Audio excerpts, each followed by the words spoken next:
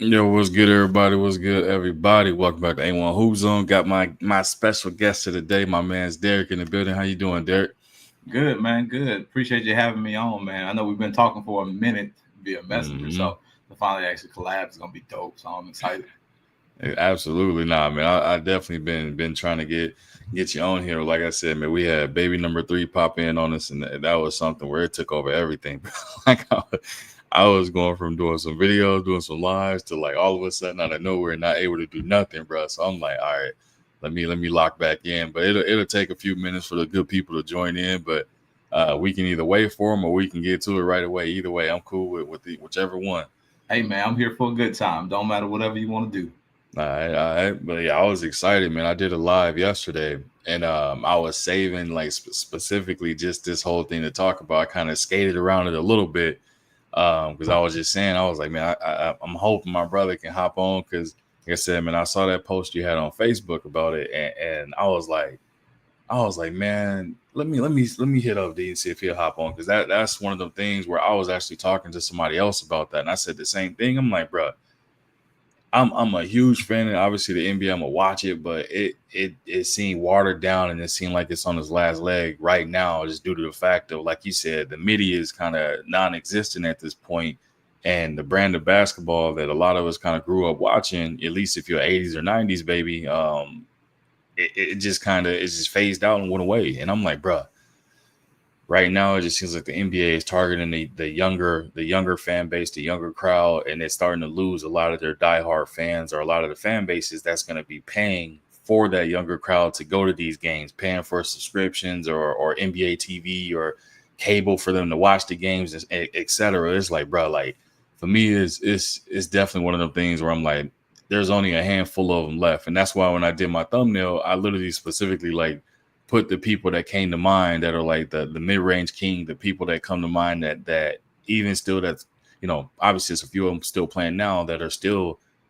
utilizing that mid-range. They treat every point equally, and I'm just like, man, hey, I gotta talk to my bro about it, man. So when you look at these games now, or how did you come about kind of that same idea of looking at it and your perspective on today's games? So basically, I mean, we've hooped before. You know how my game is. I know how your game is. Even you being as elite of a shooter that you've been, like you still had the mid range. Because I think we grew up understanding that that shot is still available if you take it.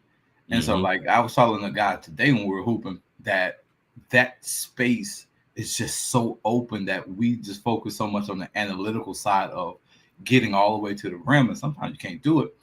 And forgetting that, man, you can stop right there 15, 10 feet away and you can take that midi and just knock that down. If you can do that consistently, man, that's easy points that you can accrue real quick.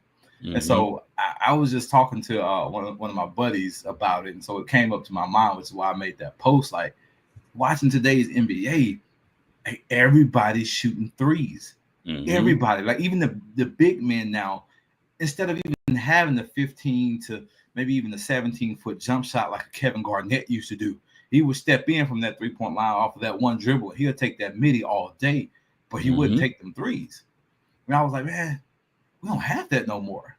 And watching the games like just continuously, it's like, man, guys are putting up 40 points who coming off of the bench sometimes in the NBA. But it's like, well, they're taking 11, 12 threes. Yep. That really ain't like the brand of basketball. Not only did we grow up watching, but I also don't want to be that guy that's sitting there beating on my fence saying, "Oh, this is the best brand of basketball." But it's like a purist mindset of basketball, which is being able to play the holistic side of it, from not only the idea of a two-way player, but also remembering that the midi and the mid-range game is what made a lot of the elite scorers as elite as they were. That's a fact. That's absolutely a fact. And like I said, I left out a few of the people that I know that are mid range kings on that thumbnail. I just snagged a few that I know right out the bat. When people see it, they can be like, "Oh man, I know." Obviously, MJ, Cole, CP3, Dirk, KD. I think I had who else did I have on that thing? Man, I'm trying to look and see. Yeah, I know quite I a few. had. Trying to think. Uh, There was one specifically. Let me look and see because I know. Man, Rip Hamilton, dude. Yep. I don't think people understand Rip's game. How Steph Curry runs is how Rip used to run, but in the mid range. Yep. She's come off a pin down. She's come off 4 or 5 screens and just 2-point you to death from the mid range. And it was baseline to baseline or elbow to elbow. And he was coming off right at that free throw line, knocking it down, coming off of that baseline and turn, no dribble, catch, shoot. And then people also forget Carmelo used to jab step the cheese out of you. And then still, without ever putting that ball down, midi, jab step. Oh, pump fake, jab step, midi. And that's how he got a lot of his buckets. But he also had bully ball. But man, it's just that those were the elite scorers that were able to get in the mid range and work you out. But now it's just 3 and layup or 3 and dunk. Yep. And that's the thing I was going to say. And Melo was definitely one of the ones that we all know he'll give you that hezzy pull on you quick. And it's like nothing you can do about it because it's like literally either a one hard dribble pull up or it's just like more of a hezzy pull up. But either way, it was he gets into his shooting form so quick. And obviously he's like 6'9". I think Melo 6'9", anywhere from 6'8", 6'10", I think. But I want to say probably 6'9" is more accurate for him. But it's hard to block somebody like that. And I know another one, Tracy McGrady, I left him out. Another person that didn't discriminate on giving you buckets, Brandon Roy, same thing. Like all these guys were people that literally like they did not care, they did not discriminate because they valued every bucket as equal. And a lot of people, like you said, today's game, what we see is up tempo, like you said, dunker layup, or we have Corey Heaven, you know what I'm saying? And that's why I put Steph in there because obviously he broke the record, but if you look closely at the thumbnail, you see Ray Allen, you see Reggie Miller. He passed both of them to do it. But it's funny because both of them like wasn't really considered as like all they gonna do is shoot threes. Everybody forget that Ray Allen, you know, Jesus Shuttlesworth, what he was doing in his younger years. Man, Ray Allen was out there giving you everything and then some, and he was going at everybody equally. He did not care. He was giving you the mid range, getting to the rim. He was shooting the mid range. He was shooting the extended mid range, then the 3-point. Like he worked his way inside out. And a lot of these players now, they want to come in first shot of the game. They want to hoist that jump up from half court. I'm like, bro, like it's only like 2 players maybe 3 players in the league I could think of that can come in the game and they first shot be a shot like that. But 9 times out of 10, they don't really do it. Like Steph is one, Dame is one, and the only other person I can think of that'll do it just because they kind of are wanting to be in the same image as Steph is Trae Young. Everybody else, bro, like they literally either get to the rim, foul line, a midi, or they'll shoot a regular 3. It's only a handful of them that'll try and go logo 3 right out the gate. And I'm like, that brand of basketball again for this younger generation, they look at it and their eyes are in awe because they're like, oh, it's a highlight. You know, all they care about is highlights. Like for us, you know, hoopers and true fans of it, we want to see pick and roll. We want to see obviously competitiveness. We want to see defense where you seeing a player getting frustrated. We want to see them counters to how do you counter to this defenders because they're forcing you to go this way. What's your counter to that? Let's see the defenders counter to your counter. Like we enjoy them things because we're hardcore about it and we done played it. A lot of these people, man, they don't even care. Like they'll look at it and honestly be like, they don't care. They just want to see threes going up and dunk or layups. That's it. Nothing else. And I'm like, bro, like that's why you see a lot of the NBA's actual viewership is trending downward. And that's why they're trying to make all these adjustments, All-Star Weekend, in-season tournament. They're trying to re-spark the flame and hoping that people are willing to come in and become fans again. And I'm like, bro, the only thing they're doing right now is they making it harder on themselves to get back to the original, you know, how it once was. They're making it harder to go back to that late 90s, early 2000s, even early 2010s game, like basketball. And I'm like, bro, it started with making sure these dudes is competitive, making sure like I won't say you're putting an incentive out there, but making sure that you're holding them accountable and saying like, look, this is the direction the league is trending into, and you guys have full control of this because you guys are the players. And it's like, you know, us as execs and stuff like that, we can only do so much to bring fans in. But in reality, you guys are the brand. You guys are the marketing tool. You know, what are y'all going to do?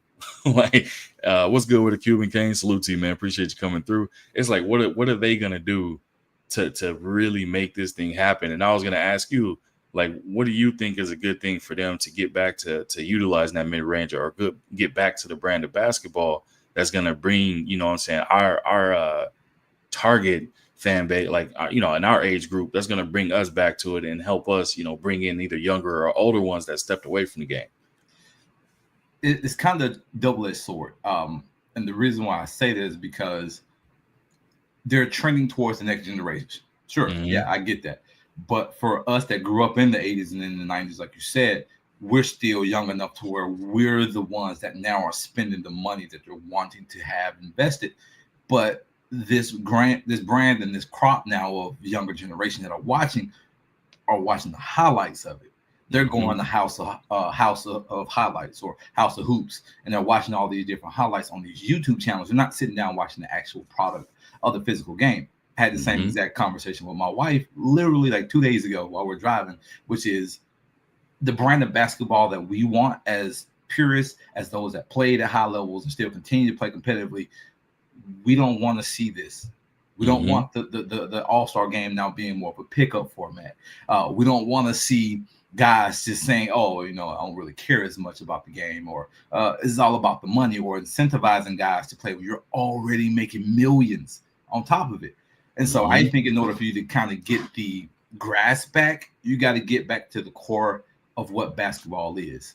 And that's the holistic view of basketball, which is the ability to play defense. Stop removing all these rules and start implementing and actually calling the rules. Like we get away with traveling, we get away with carrying, we get away with double dribbling, we get away with so much in the league now. It's too free, and it can be again a double-edged sword where you can call too much and the game gets super tight. But that's kind of what more of the playoffs is like. Which is why more viewership is in the playoffs versus the actual regular season, because guys don't care as much. They play hard enough to be able to get a decent seed, and then they play harder once the playoffs get there, because that's where they make more of their money. That's where their legacy starts to get into place. But what my ultimate gripe with the NBA right now is we only foster certain relationships, or we only foster certain styles of play, such as what the Warriors had done, but now you see them trying to backtrack it a little bit because they were successful for about an 8 to 10 year period when they won those 4 championships in 8 years. But now they're backtracking because they can't produce the same level of basketball because now everyone's doing their exact same style. And so Steph isn't doing as much 3-point shooting. He still gets a bunch up, but he's not solely shooting threes. He's getting downhill now. He's stopping at the mid-range. He has now people like Jonathan Kuminga coming in and doing the others. But then you look at a different team like the Phoenix Sun, and they have 3 dynamic mid-range scorers. And they're getting to their spots every single time. But we don't highlight that. We don't talk about that. We don't have the pundits at ESPN and Fox Sports 1 telling the media or having the representation of media to push the understanding of this is what real basketball should look like, being able to score at 3 separate levels. But until we get to that point, unfortunately, it's going to continue to tank. It's going to continue to tank the image of basketball and make the younger generation behind us think that 3-point shots and layups is the only thing that contributes to winning basketball. Like, I'm going to end with this, but the last time we played ball, which was earlier this morning, a guy on my team who was in his 50s, like we're playing up and down. Super cool guy. Love the guy. Yeah. He's running. We have a 3-on-1 situation. One guy flares to the 3-point line. Our point guard, who's super quick, is bringing the ball up, but he's being guarded by the one person. Instead of somebody saying, hey, they're stopping me at the 3-point line as the point guard, let me go dive into the basket, get a layup. I'm yelling from the back court, like, hey, Sad, go to the paint, sit in the paint, cut, go, just, and he stays out. We shoot a 3. Yeah, that's what basketball has become now, where even guys in their 50s, because they're watching today's brand of basketball, don't recognize no one's guarding me. The only defender we have is stopping the ball at the very top of the 3-point line. All I have to do is go sit under the paint, catch the ball, lay it up. Easy 2 points. But instead, let's shoot a 30% shot versus an 85, 90% shot and get easy buckets. So that's just what my issue with the NBA is that it's tainting every bit of basketball, because not only do they do it in pickup, they do it in college, they do it in high school, and then clearly they do it in the NBA. Bro, like, and that's funny you said that way too, because I'm thinking, as soon as you gave that scenario breakdown, like you got a 3-on-2 fast break or even a 1-on-3, I'm thinking in my head that the drills that I used to do in high school, and I'm like, my coach was like, If you ever get a 3-on-1, it better be a dunk or a layup. If somebody shoot a shot and it's one of those other things, you coming out of the game, you might as well go ahead and go shower and go home. Because I'm thinking like, bro, like I've seen, like you said, so many situations where you got a 3-on-1 fast break, and all you see is him stopping right at the top of the three. And I'm like, I mean, the odds you getting the rebound, cool, but at the same time, it's like, why risk it when you can get a guaranteed bucket? Because they're gonna try and stop the ball. If they don't stop the ball, it's gonna be a lob to somebody to get a dunk. Somebody getting a dunk, because there's no way you can guard all three people. And I was thinking, like, man, the 3-on-1 breaks, even the 3-on-2s I've been on, it always ended in I'm either catching a lob or throwing a lob to somebody, or we getting a layup. I ain't never stopped and shot a three. And I'm thinking in my head, like, dang, man, like the game, like from the point of high school and up and even to now, like just looking at, I won't say the game was evolved. It's definitely transitioned to something completely different than when I was playing in high school, and then when I was competing against professionals, college players. Like it's definitely different now, where you're just like, I can understand why when I'm watching like All the Smoke or Club 520 with Jeff Teague and the boys, like, and they do a hell of a job with them. Entertaining as hell. But like when I'm watching these other basketball outlets that's discussing and talking about the game that I love, I'm like, all of them is looking at it like, bro, like I don't like this. And a lot of them has been saying it for a while now, because they saw the trend in the direction it was headed. And I'm like, bro, like, man, is it really that bad? I'm like, okay, let me take a step back from my fandom and look at what I liked, you know what I'm saying, what I like to when I'm watching the game, what I'm looking for. And I thought about it, I was like, man, back when like Kobe, Shaq, and all those guys was playing, I'm watching the game from a standpoint of, okay, I see the pick and roll coming. There's the strong side defense help. Like I'm looking at the game as if I'm playing it. So I'm not even watching it just to like, oh, shoot the ball. I'm watching like, okay, I see a pin down coming. Who's gonna be able to do this? Like literally, like that was kind of like along the lines of how I've been watching the game over the past like few years and stuff. And I'm just like, now when I watch it, I know what's about to happen. Like right when somebody catches the ball and they start getting into that slow dribble to get into, you can tell when they get going into their rhythm to get ready to pull up. I'm like, that's a terrible shot. And then I'm seeing LeBron, and again, I'm a Lakers fan. I'm not a LeBron fan or a LeBron hater. So you're gonna have some people, and I didn't say it time and time and again, you're gonna have some people that's gonna agree, and you're gonna have some people that's gonna be like, he's the GOAT. He can shoot from the moon if he want to. Nah, hell no. I didn't see I didn't see this man like take some momentum breaking threes. And I'm like, bro, I understand you're all-time leading scorer and every accolade you got, but at the same time, you got a green light just like Steph, but you're not a shooter like Steph. Like there are shots that you take that are momentum killing to your team. And I've seen it happen time and time and again. And I'm just like, bro, I understand Cole has done it. So has done it as well. I'm trying to think of who else, so then that way people can't say, "Oh, yeah, well, you ain't saying that about Kobe." You know, Kobe, we should shoot 1-on-5. That is true, but at the same time, I'm gonna give everybody the same credit and just do with it. But for me, I look at it, I'm just like, bro, like when you got a basketball IQ like he has, you got to understand, like that's not a shot that you want to look at taking and coming down and hoisting up like a logo three, as if like you like that. Your thing is what everybody know you for, being one of the strongest players, one of the fastest players in the league.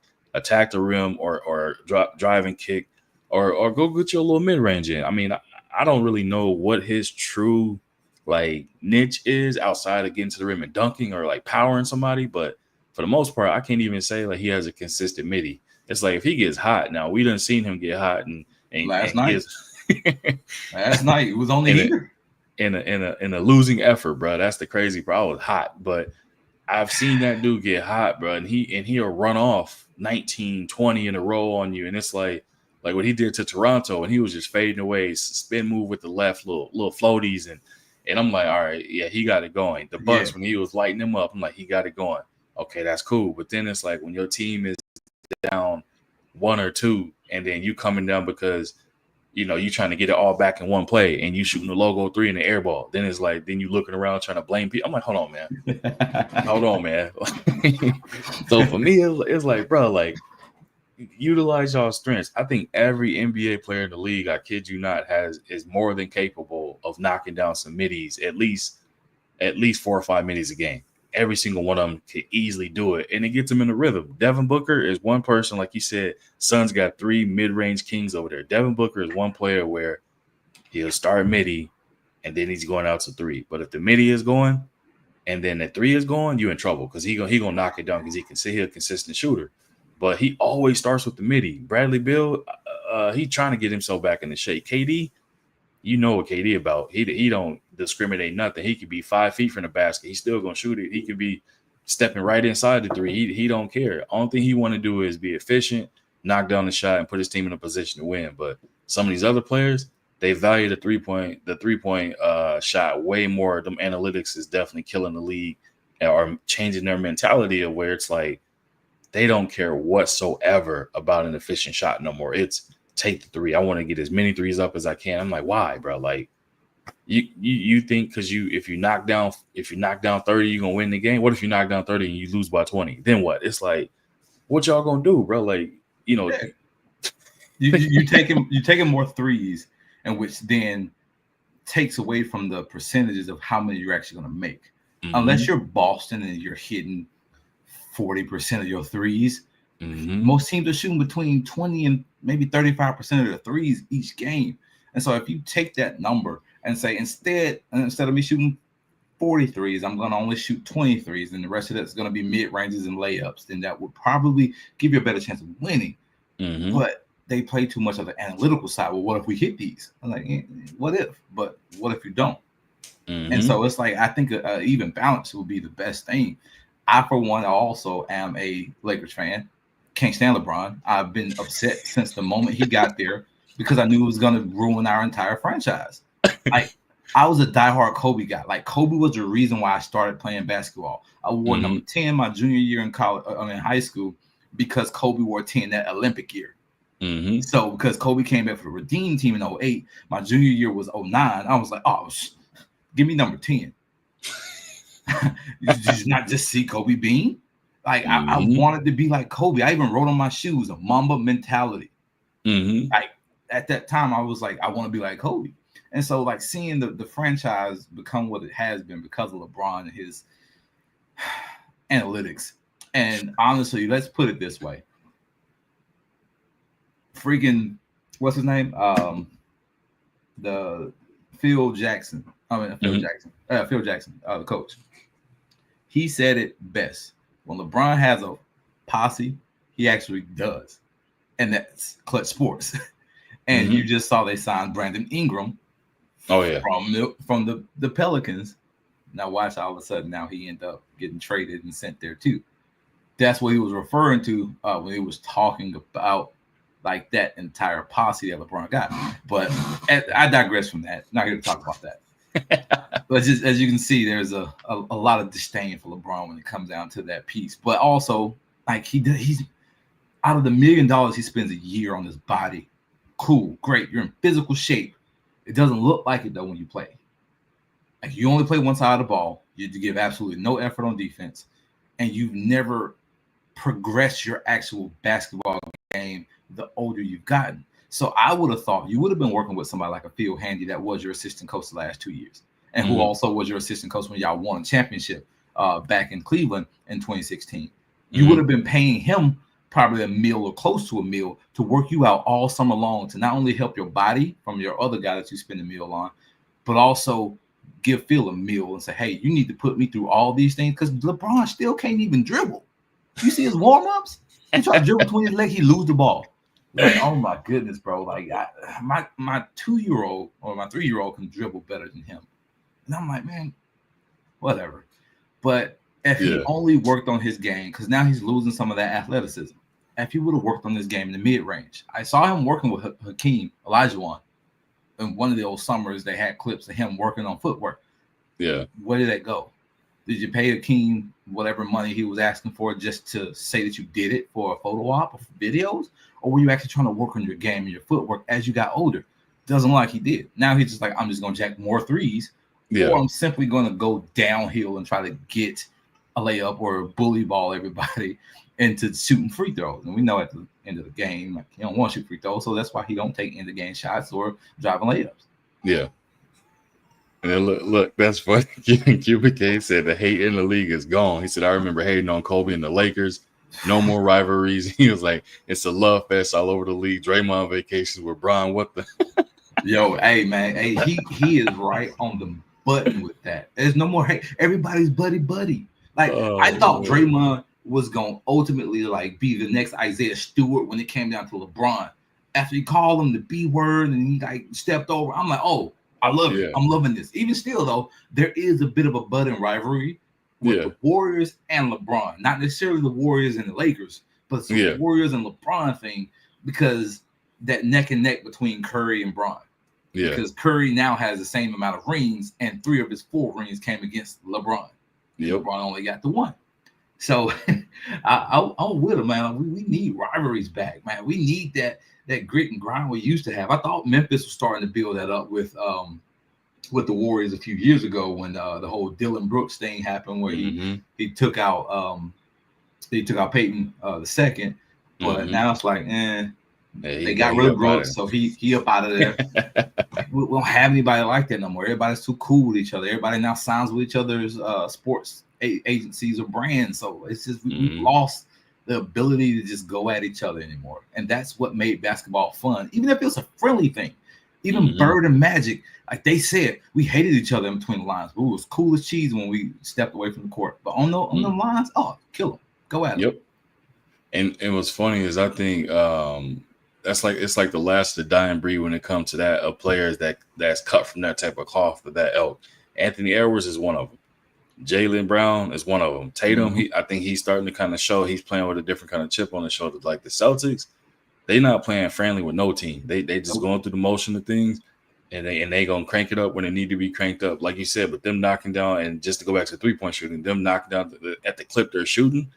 When you watch their game, they're not forced. That's the crazy part. They're not forced threes. They're always in rhythm, either wide open or they got, they were throwing the ball wide, like assisted wide open. Like, so it's not forced. A lot of these other teams, they forcing things up left and right. But back to the players that's playing with that chip or that chippiness, that's like, we're not friends. We enemies in between this line. John Moran is one of them. For sure, Jaylen Brown, Anthony Edwards. Trying to think who else, man. Steph in a very sneaky kind of way is like, it's cool. I can smile at you, but I'm about to dot you in your eye with this 3 right now. Hey, he be chirping though. I don't think people really understand. Like Curry is my current favorite player. Like I wear Curry brand everywhere I go now. Yeah. But Curry like after he made that Dallas shot. Obviously, I'm in Dallas, so like watching that game while it was happening, it wasn't like I didn't go live, but watching it live, when Curry was like, "You want to leave me? This my," like he was barking. Oh yeah, he does that. But somebody also who is sneaky, who barks that no one talks about, Kevin Durant. Oh yeah. No one talks about it. He be doing like, but very subtle, very subtle, barking, and I'm like, he was chirping that Draymond the last time they played. He didn't get nothing crazy, but yeah, he hit a shot over Draymond. Draymond came back, hit a shot over him. I'm like, I love it. Go at each other. Go at each other. But we don't do that no more. Yep, and Kyrie is another one that is in between them lines. He'll cross you up quick, hit a bucket in your eye. He might help you up, but. I wish I downloaded or kept that clip of when I think it was Xavier Tillman when he was playing for the Nets and Tillman was saying something and Kyrie said, "Bro, I was born to do this. This is easy work. I did this my whole life. Like you don't want this." Like and I think one of Tillman's teammates looked at him and was like, "Hey, bro, like hey, shut up." kind of like, hey, calm down. What you doing? And I'm like he one of the ones. Yeah, and the way he was shooting free throws and he was so calm, just telling him, like, not out of character or nothing, like, bro, I was built to do this. Like, this is what I do. And I'm like, that just reminded me a lot of how Kobe mentality was when Kobe was like, he said, what? Bet, okay. And he, like, Kobe, all his thing was, like you ain't like that. I've been doing this. I'm built for this. This is what I live for. I'm for all of this. Yeah. Like, that's how Kobe mentality was. And that's why a lot of the people that kind of followed saying, Mamba mentality, or they wanted to go up through the Mamba chain of things. I was like, all right, if a lot of people are saying that, I'm going to start watching with a keen eye. Like I said, Jason Tatum, I watched him over the years, and him, saying Mamba this, Mamba that. But it was like, for me, I needed him to lock in on the defensive end. That's the part where every single player that wanted to be of that ilk of saying Mamba mentality, they only wanted one side of the ball. So I never really looked at them and said like, oh, that player's like that. No, they only want to be offensive. And I'm like, nah, Cole played defense. He played both ends. And Kobe was obviously one of my favorite players too. But I was just like, he played defense. And a lot of these other dudes don't really do that. So now Tatum is starting to lock in on the defensive end. So I'm like, okay, so now he's fully transitioned into understanding what that Mamba mentality means. Devin Booker, Mamba mentality. Now he's fully transitioned to understanding what that means on the defensive end because he's locking in. So I'm like, okay, cool. Now I'm looking at who else is screaming Mamba mentality, and I'm just like, I gotta see it. I gotta see on the defensive end. You seeing Kyrie try to step up and lock in on the defensive end, and he not known as a defender, but now he's starting to do it. So I'm like, all right. Now I disagree. I thought Kyrie has always played decent defense. The reason why they were able to win, really, not only was he scoring in 2016, he was stepping up on Curry in 2016. And he was making it tough for Curry. Yeah, sure, they switched every now and then, but he took the challenge personal. If you watch some of those games, and even at the tip-off of Game 7 back in Oracle, when he tipped the ball off, he sat down and was ready to get at Curry. Oh, yeah. That's the type of mentality that he had. And I'm like, people are like, oh, Kyrie never really played defense. I'm like, I disagree. He did. Plus, he had Shump, and he had JR in his ear. Hey, we got your back. And Shump's another funny dude I like watching who talks. Yeah. And he tells it like it is because he ain't got nothing to lose. Nope. Not no more that he retired. No, I agree. I was just saying, like, thinking of a Mamba mentality or what is it called? I can't say student, protege of Mamba. Like, he's one of them that he did play both sides, though. He was definitely right there with it. And I'm like, bro, like, a lot of these players nowadays, they be scared to get in that defensive stance because they think they're gonna become a highlight. I'm like, man, that's part of the game, bro. That's like in every sport is. If you take it to combat sports, you're going to get clipped. You're going to get hit at some point. Either you're going to go to sleep or you're going to, you know what I'm saying, you're going to wake up and get to it. But it's like a lot of these players nowadays, bro, they scared to become a highlight. And it's like, you can make a highlight instead of becoming one. Like, you can rip somebody on defense, and that's how you play defense. You can become a staple of somebody saying, like, this is what you do. But a lot of these players, they making me sick, man. Let me say, Cuban King said, for the development, European players practice. American players play 100 games in AAU. American kids are not practicing anymore. Practice is just shooting threes, have a fix in the AAU mentality. That's a fact. What's good with the Brian King? Salute to you, bro. Appreciate you coming through. Mont Dog, salute to you, man. Appreciate you coming through. He said mid-range shot will never be a bad shot. In high school, we were taught shooting a bunch of long-range shots is a bad basketball. That's a fact. You would get benched unless you that was your range. That is a fact. They always said it's either a 3 or it's gonna be a mid-range. I do not want you shooting no long mid-range shot. That's what I always got told. Cuban K said, I disagree with both of y'all. Don't copy Mamba mentality. Create your own mentality. That is the problem in the league. Everyone is a copycat. But that's the thing, Cuban. There kind of isn't no more lanes to really feel because you didn't see everything out there. I think people do Mamba mentality, which is compete. I think for me, when I hear Mamba mentality, that's all I think of. I think of compete at the highest level on both ends. That comes to mind for me. Other players or other people, they might think differently. What you think, do you, like when you hear Mamba mentality, what comes to mind for you? Yeah, same. It's about the heart. Do you have a heart to go out and play the game? Can you play the game on not only one side but both sides? And for me, like the idea, and it still makes me throw up in my mouth every time I hear it, of a two-way player. What at what point has basketball become a one-sided sport where you have just an offense and then just defense? You've always had to play offense and then also defense. We're not subbing out once you don't have the ball anymore. So like you've always had to play at least a little bit of defense. Like sure, some guys are better at the defensive end and others are on offense, and we've always had utility players. But like when I think of the Mamba mentality and the idea of it, it's about getting back to a point to where you're fearless, getting to a point to where you're willing to go at each other. And yes, I'm proving that I'm better than you on the court. Even if you get the better of me today, I'm gonna come back at you tomorrow because that's the fierceness and that's the mentality I have. Not necessarily I want to be like Kobe because Kobe was unique. he was even more unique than the dynamic we think of when it comes down to Jordan. Because Mhm. Kobe worked harder, but Jordan worked smarter. And so, like, Kobe put in countless hours to try to be as good as he was. And even Phil Grover, Jordan's trainer, said that. Like, yeah, no, like Kobe was a workaholic, and he worked just so hard to try to get to where he wanted to get to that it blinded him. He became obsessed with it. Jordan was obsessed with being the best, but he didn't overdo it to the same extent that Kobe did. And they both still were greats at what they did, and that's fine.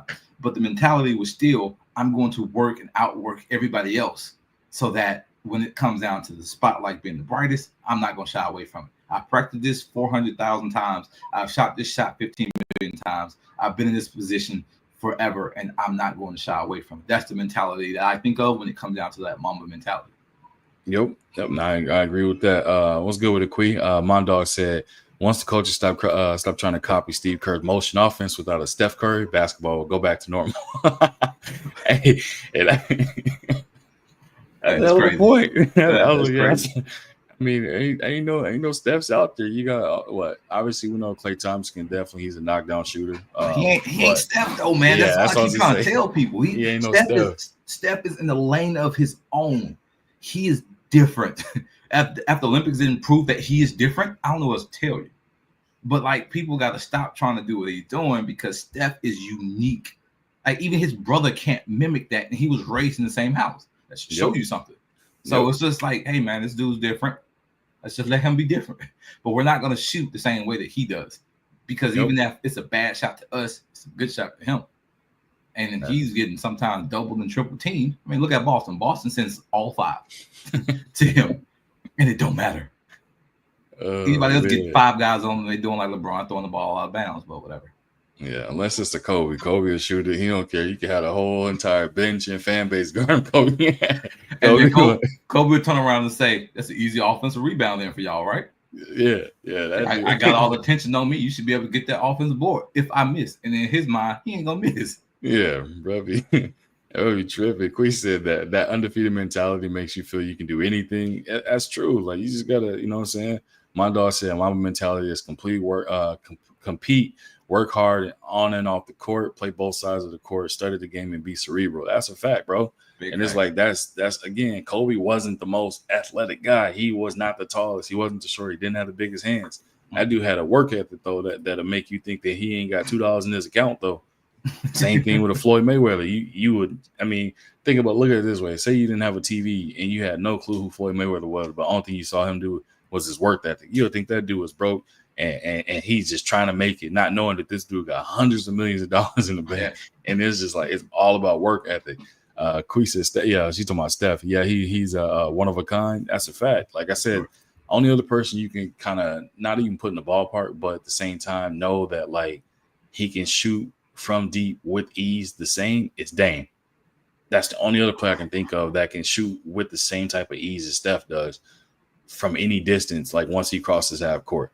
Yeah, once he get going, Dame is Dame is so much fun to watch.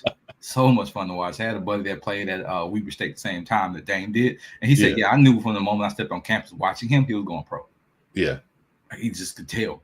But I'm like, man, Dame is fun. I wish he had enough around him to try to get one with Giannis. That would be fun to watch. Yeah, he and I think, what was it, the Club 520 with Jeff Teague and the boys are talking about that, and they was just giving a story when he was on there. They was giving a backstory saying when like how his brother was like, "Hey man, you got to go do ones with Dame," and he was like, "No, the hell I ain't." He was like, "I'm not." And they said it was for like the what was it, the like NBA draft combine thing where they kind of do the thing. He was like, "I ain't doing that with him. Hell no, he ain't finna embarrass me." And then like he said they were in college, like everybody was talking about him and stuff. If y'all ain't seen that check that out, man. Go check that interview out, man. It's funny as hell. I was sitting there dying laughing and just like, I couldn't believe like some of the stuff he was saying. But some of these players, man, it's like they really like that. And like to even take it a step further, a lot of people think they look at some of these NBA players and they're like, man, I can beat that person. Brian Scalabrine, the Red Rocket. No, the White Mamba. White Mamba. Yeah, White Mamba. Went to I forgot what, like some rec league and was like demolishing these dudes. And they was like, what the? Like, I was like, bro, it's not sweet out here, bro. Like, these people make it, like, you gotta think there's only like 300 something NBA players. It's like, you gotta think like 450. 450. Okay, you gotta think like out of that 450, how many people you think are applying for those jobs? Like, it's tens of thousands, and they not making it. And these people are making. I'm like, nah, bro. I mean, some of it got to do with connections, but at the same time, like, no connections can only take up so many roster spots. At the end of the day, talent's gonna beat them out at some point. My dog said boxing one on Steph should tell you he a different type of shooter in the league, bro. Boxing one in the league. This isn't pickup. This is okay. I'm not as good as I used to be when I lived in Minnesota. Cool. I had another knee surgery. Boom. I get doubled in pickup. Imagine Steph Curry in the league. He getting boxing one in the league. Like, tell me that's not a different breed of a human. Bro, I'm trying to think when the last time I've seen a boxing one. Maybe when Kobe had it going when he dropped 81 on Toronto. They tried to put him in a boxing one. He was like, "Hey, give me the damn ball." That's like you're the ball. He said, "Go get 5 bags ready. I'm about to bag up all these bodies, put their feet in there, go ahead and zip them up." It didn't matter. I'm trying to think. Devin Booker, when he won for 70, I think Boston didn't even care because they knew they had the game won. He was just, the crowd was just going crazy because the fact he was dropping them off for a 70 ball. He couldn't miss. Whatever he put in, just. Yep. I'm trying to think. Luka, no, they didn't box and won him. No, I don't think we've seen one. I think Steph is like Steph and Kobe, the last 2 boxing ones I didn't see, man. For me, at least that I remember off the top of my head. QBK said, I have to follow up to this question. Need y'all to agree with me or we have a problem. Who is the best player in the league? Currently? Man, that's subjective as hell. Very subjective. It depends. It's all opinionated. Yeah, I'm like the best player in the league right now for me that I look at is like, man, he's the best. Like, they can't do nothing with him. That's tough, bro. I don't think I can subjectively answer. If I were to lean one way, I had to go maybe Jokic. And the reason why I have to go Jokic is because he literally cannot be stopped at any facet of the game. Like, you can't stop him from scoring. You can't stop him from assisting. Like, you can't stop him from rebounding. He gets 4 or 5 offensive rebounds. So it's like, it's hard. But I also don't consider those to be quite necessarily like the makeup of the best player, though. Yeah, that's what I was thinking. That's a tough one. Like, Cuban, I guess my question would be like, best is like more impactful, or are you saying like overall, like who the league should look at and say like they the MVP of the league right now because nobody can touch him? So I'll wait until you answer that one, man. She said you ain't lying. My dog said the game when I see he said the game when I seen the team doubling Steph with Clay and KD sitting there is wild. Yeah, bro. If you getting double with KD and Clay, it's something out there that we ain't seen before. Yeah, that boy Demon. He on different time. Yep. Quee said I watch more college basketball than NBA. And you know what's funny? There is a large segment of people that are basketball fans, period, that say the exact same thing. Because why? Those college players are competing to try and get to the next level to get paid. Now that this NIL deal thing has come about, they still do it because if you say you only getting like, a few $1,000s in NIL deal, you trying to get to the next bracket, you trying to add some zeros to that. So you're going to keep playing hard. But if you're a player that's, you getting a few mil to in the team, like 10 mil or something like that, then it's different because you like, I got life-changing money already. Like you may not have that same hunger, but if you have that work ethic, you're going to be like, okay, I got a $10 million NIL deal. I want to add on to this. If I can get this here, I know if I make it to the NBA, they got to at least match or give me more because this is what I'm already making. And I'm a player that's, if I'm getting paid that much, that means I'm really good. Like Cooper Flag, for example. I have no idea if he has an NIL deal or not. I don't know what's going on with him, but I know he is heavily marketed across the airways everywhere all the time. He's one of the players they're pushing. You can see the machine is backing the player because they're pushed everywhere. Let's say, for example, he has an NIL deal. I guarantee you the next team he goes to, they're going to be pushing him. He's going to probably go top 10 in the draft, top 5 in the draft. Yeah, and top then 5.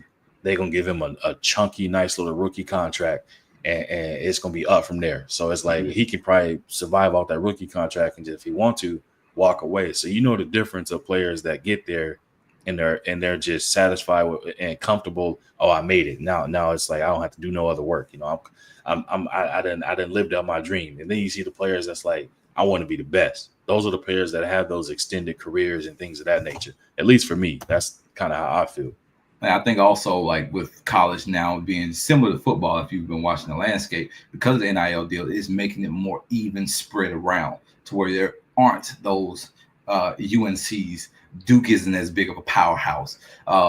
Even like Villanova isn't as big as a powerhouse as they used to be when it comes down to college basketball. They're still threats. They're still really good. But you got these Alabama, Roll Tide. And shout out Alabama, my state, baby. Let's go. We're top 5 in the country. And we had just beat UNC like 2 days ago. And we did it at UNC. So like we're playing really well because now the talent is able to be spread out because you don't have to go to the school just for the name anymore. You don't have to go to the school just to try to get notoriety anymore. Now those NIL deals is bringing that notoriety, and these players are now able to go to schools that are closer to home and things like that, so that they can be able to continue to use their talent and let that talent make a way for them and bring light and attention to where they're either from or where they're going, or where, let's say, a parent may have went that wasn't as good, but the offsprings are better. Like that's what's starting to change the landscape of college basketball, and it's making it so much more fun. It's making it more fun to watch because these kids got something to fight for. Because some also know 450 players are going to be in the league. 450 players aren't leaving every year. Like you still got those top 10 on almost every team that's going to automatically be on another team. And if you do the math, you got 10 teams, you got 10 players. I mean, you got 30 teams, you got 10 players that are automatically going to basically be on, got guaranteed contracts. You may have really that first round, maybe about those 15 to 20 will actually be in the league 2 years down the line. And then they're continuing to recycle because every year you got a new draft. And so you're fighting hard. Those college kids understand. I might not have a chance to make it in the NBA. I could probably go overseas, but I'm gonna definitely make me a couple mil right now while I'm in college, make my name, give me a couple mil, then go play overseas somewhere if I really want to keep doing it. Or I can come back and I can do whatever I want to do in the States. And a lot of people are getting more comfortable with going to playing overseas anyway. Like you seeing DeMarcus Cousins, like you seeing some of these players that still are more than capable of playing in today's NBA. And they're like, man, I'm about to just go play overseas. I don't want to deal with the politics of the NBA. Yeah. And I'm like, hey, man, if you still want to hoop, you got love for the game, you can play it anywhere. You're getting paid for it. That's even better. That's what happened. Go ahead, D. I was gonna say that's what happened when you go to the Lakers since LeBron been there. Everybody that played with LeBron no longer now is on the team. Boogie Cousins gone, another Alabama native. Dwight Howard's over in either Mexico or Taiwan. Quinn Cook no longer there. They besmirched and completely just trashed Russell Westbrook to where he's a journeyman now. Like he went from freaking MVP triple-double guy to, hey man, we don't know if he's gonna really be able to play on any team in the league. Like that's wild to me. Yeah. Like, so those are just a few players that played with LeBron. Even Melo couldn't even come back and play again after playing with LeBron. Melo was a catch and shoot guy after playing with LeBron. Man, come on, bro. Cancel culture try to get Russ, bro. They try to cancel him out of the league like they did John Wall. They was like, nah, we got to get him out of there. But Russ, he's too much of a dog, man. So Cuban said that is a problem. When Kobe was around, we knew who the best player, or we knew who he was the best player. Teams try to take him down. There's no lead dog now. I think right now it's just you have a lot of lead dogs. But when Kobe was playing, it was very clear and concise that like he was the head honcho of the league or the head honcho, period. Demetrius Bright, what's good with it, bro? Salute to you, man. Appreciate you coming through. Quee said the heart is different. The heart is different than the NBA players, in my opinion. That's definitely true. They done switched up a lot. My dog said, yep. My dog said giving rookie extensions by the third year in the league, whether they deserve it or not, has to stop. Right. I mean, you got a rookie right now who is on a 2-way contract, but only play home games and is getting paid than some of the veterans that been in. I ain't gonna go there, but hey, shout out to him getting his bag. Shout out to him for getting his bag, man. He was already the son of a billionaire. Stop. He didn't need a bag. His dad can give him 2 bags. He His dad could have his dad could have put him on payroll and said, you come show up at the games, you bring in some ticket sales just by showing up, but you go play your video games. That's what you're better at. That's what your heart was in. I'm mad because he did that as a father and who has 2 sons. I wouldn't do that to my kids, man. I'm sorry. I would have did the Dwayne Wade route. Hey, I'm gonna put you on G League, or I'm at least give you a chance in the G League, but you're gonna have to work your way up from there. And man, I saw the G League play here in Dallas yesterday. Boys could go. It's tough. Cam Whitmer plays for the Rio Grande Valley Vipers, and that's the G League for the Houston Rockets. And man, when I tell you that dude's a bucket, man, Bronny can't do nothing with these guys. A lot of these dudes in this G League people sleep on, bro. And I didn't play it. We didn't. Obviously, me and you both probably didn't play against a lot of these dudes, man. That people didn't. Man, these dudes like you said, they definitely can go, and it's just a matter of opportunity. They might not have gotten it, but if that opportunity comes and they get a chance to really showcase it like that, they gonna show up the same way. How what's my guy name? I was just talking about. I made a video on him. Alfred Payton, the one he was out of the league for 2 years, came back in his set and all that. So this is the crazy part. In his second game, he gets 20. I think it was 20 or 22, 20 or between 20 and 22 assists in his second game back. 1 week later, he gets waived. Yep, crazy. And I said, "Oh yeah, nah." The Pelicans, they did him dirty. Politics, bro. Like we said, I was so upset with Cooper Flag watching them play against Auburn the other day. Mental mistakes is too often in the game. Yeah, they're freshmen, but she said now that freshman named Evans, he introduced himself. I had to go watch the highlights because I didn't even get to see it. Mondal said Ace Bailey's game, I'm not sold on Cooper Flag yet. That's the thing. I haven't really watched any college games. So I'm like, only reason I know Cooper Flag just because when I was watching the Team USA, I was watching Team USA practices really heavy and stuff. And I was seeing that they had brought him out, one of the players to come out there just to kind of give them a fresh body. And I was like, oh, the machine is backing and pushing this. I can see this already. Yeah. Quee said, I was glad Bama beat the Billy Goats. Yeah, she a Duke fanatic. She don't like nothing to do with the Tar Heels, man. I like them too.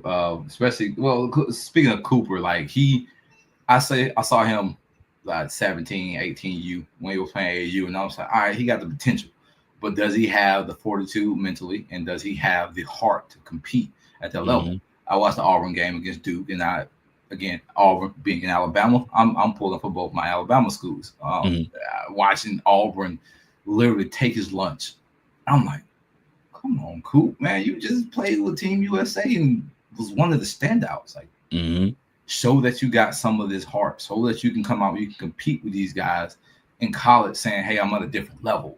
And that's what you saw through for a lot of the NBA players in the earlier 2000s when they were coming out one and done.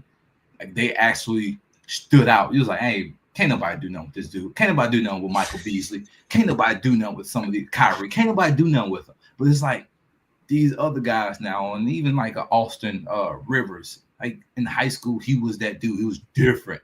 But then got to college and it was like, all right, the gap is a little closer than we thought. But then he got into the NBA, he was a glorified role player. Yep. That's a fact. Look, my dog, he agreeing with you. He said JaVale McGee gone, Rondo a coach, LeBron in the career. he getting him up out of there, man. He getting him up out of there. They should have had Rondo sitting on the bench helping JJ Redick. Man, oh my gosh, dude. I'm such a fan of Rondo because it's his IQ, but also at the same time, like how he is as a person. Yeah. But he not going for none of that, like none of that super diva. Like, nah, that ain't happening with him. With him, he used to put Bron in check. You see it on the court. Yep. He was the only person that can put him in check on the court because Bron wants to do Bron stuff, but Rondo ain't going for none of that, man. Rondo like, hey, look, bro, we here. We're gonna be here, and I'm here, and I ain't falling for none of that. Nope. Absolutely not. My brother Demetrius writing that super chat, $5 super chat, man. Appreciate you going above and beyond supporting the channel and the grind, bro. Appreciate that. As y'all already know, so it's a known thing around these parts, man. When I get a super chat or a cash app or anything that support, I got to do the same for y'all. Hey, D, check out this clip, man. Just look at this spectacular takeoff. He jumped over his head. I know you remember that joint, man. Of course. That's the most iconic. That might be more iconic than the night celebration by Curry. Like him jumping over the Croatian dude was just like, oh, my heart. So I told him, hey, I can't do nothing else. So that's the only thing I can do is play my little clip. You go above and beyond for me. I gotta let Vince take over from there to do it for me, man. But shout out to you, Demetrius, right again. My dog said MJ told Marcus in his senior year, you see, stop playing ball and come help me sell this shit. Hey, come sit on my board. come help me sell these shoes, man. Stop playing basketball. You're embarrassing the legacy. Come sell these shoes. Demetrius Bryce said, what happened to Todd Day from Arkansas? I don't know. I don't even know who that. Let me take a look, man. Let me see. Yeah, I think I saw something about that. I didn't follow up though. Yeah, I'll take a quick peek. Said former basketball. Oh, he's back in the day. Oh, yeah, way back in the day. I wasn't even born yet. He was out there. He was drafted. I was like, what, 5 years old, and he got drafted. Oh, he see something about some Todd Day Senior. I don't know. Demetrius, I'll have to look at it and see what's going on with that. So I was like, I didn't hear anything about that. You know, a lot of the times, man, with these ex-NBA players, depending on who they are, the name they have, the impact they had, and how long ago they played, they won't even put it out there. Like if it's the old school players, it'll be like Magic Bird, Dr. J, Charles Barkley, Bill Russell, like people like that they'll, you know, put it out on the mass airways. Oh, this happened to this person. But if it's like a Daryl Dawkins, like somebody that we know, but at the same time, like they're not gonna really put too much out there for them type of people. Like they pick and choose who they want to really throw out there. Mondal said, "Hey y'all, look up Drew Holiday talking about his time in New Orleans with Rondo, Boogie, and AD, and how he talks about Rondo as a player, coach on the court." I saw that. I definitely saw that. And a lot of people that play with Rondo said the exact same thing. Think about this: that dude was a rookie, and he was dealing with the Ray Allen, KG, and a Paul Pierce, and the Perkins, and everybody else that was there. Like, and he handled them like his bro. He was built with the IQ and a game to be able to go out there and do the things he does. I think for him, he can easily get a head coaching job. And it ain't gonna be something where they not gonna listen. They gonna respect it, and they gonna listen because he gonna get off. And you know what? He ain't gonna let them go out there and be doing all this flopping and all this other. He gonna be like, no, what the hell are we doing? We playing basketball. Get in your defensive stance, bro. Like, pass the ball. I don't care if I got LeBron on my team. If I got Derek wide open over there, I'm swinging at the Derek. I'm not giving it to LeBron because he's a 3-point shooter and he ain't. And we saw that when the Lakers in the bubble when they were on the team. It was plenty of times he could have made a highlight reel LeBron. Hell no. I'm making a different basketball play. Mm-hmm. And I think the only reason why he wouldn't be on an NBA team is because the NBA is too soft now. He is too rugged, I think, at this point for a lot of the NBA teams, and even some of the ownership that wants to kowtow to the soft players that don't have no backbone. Like, you can't criticize a player now. You can't tell somebody they made a defensive mistake, because then they get in their feelings. They stop playing. I ain't gonna play defense then since I'm making a mistake. It's like, no, just get in the right position, idiot. Like, it's simple. Like, you shouldn't stop playing because I'm calling you out for being in the wrong positioning. It's just something that I coach you and correct you. Like, just accept the correction. Let's move on.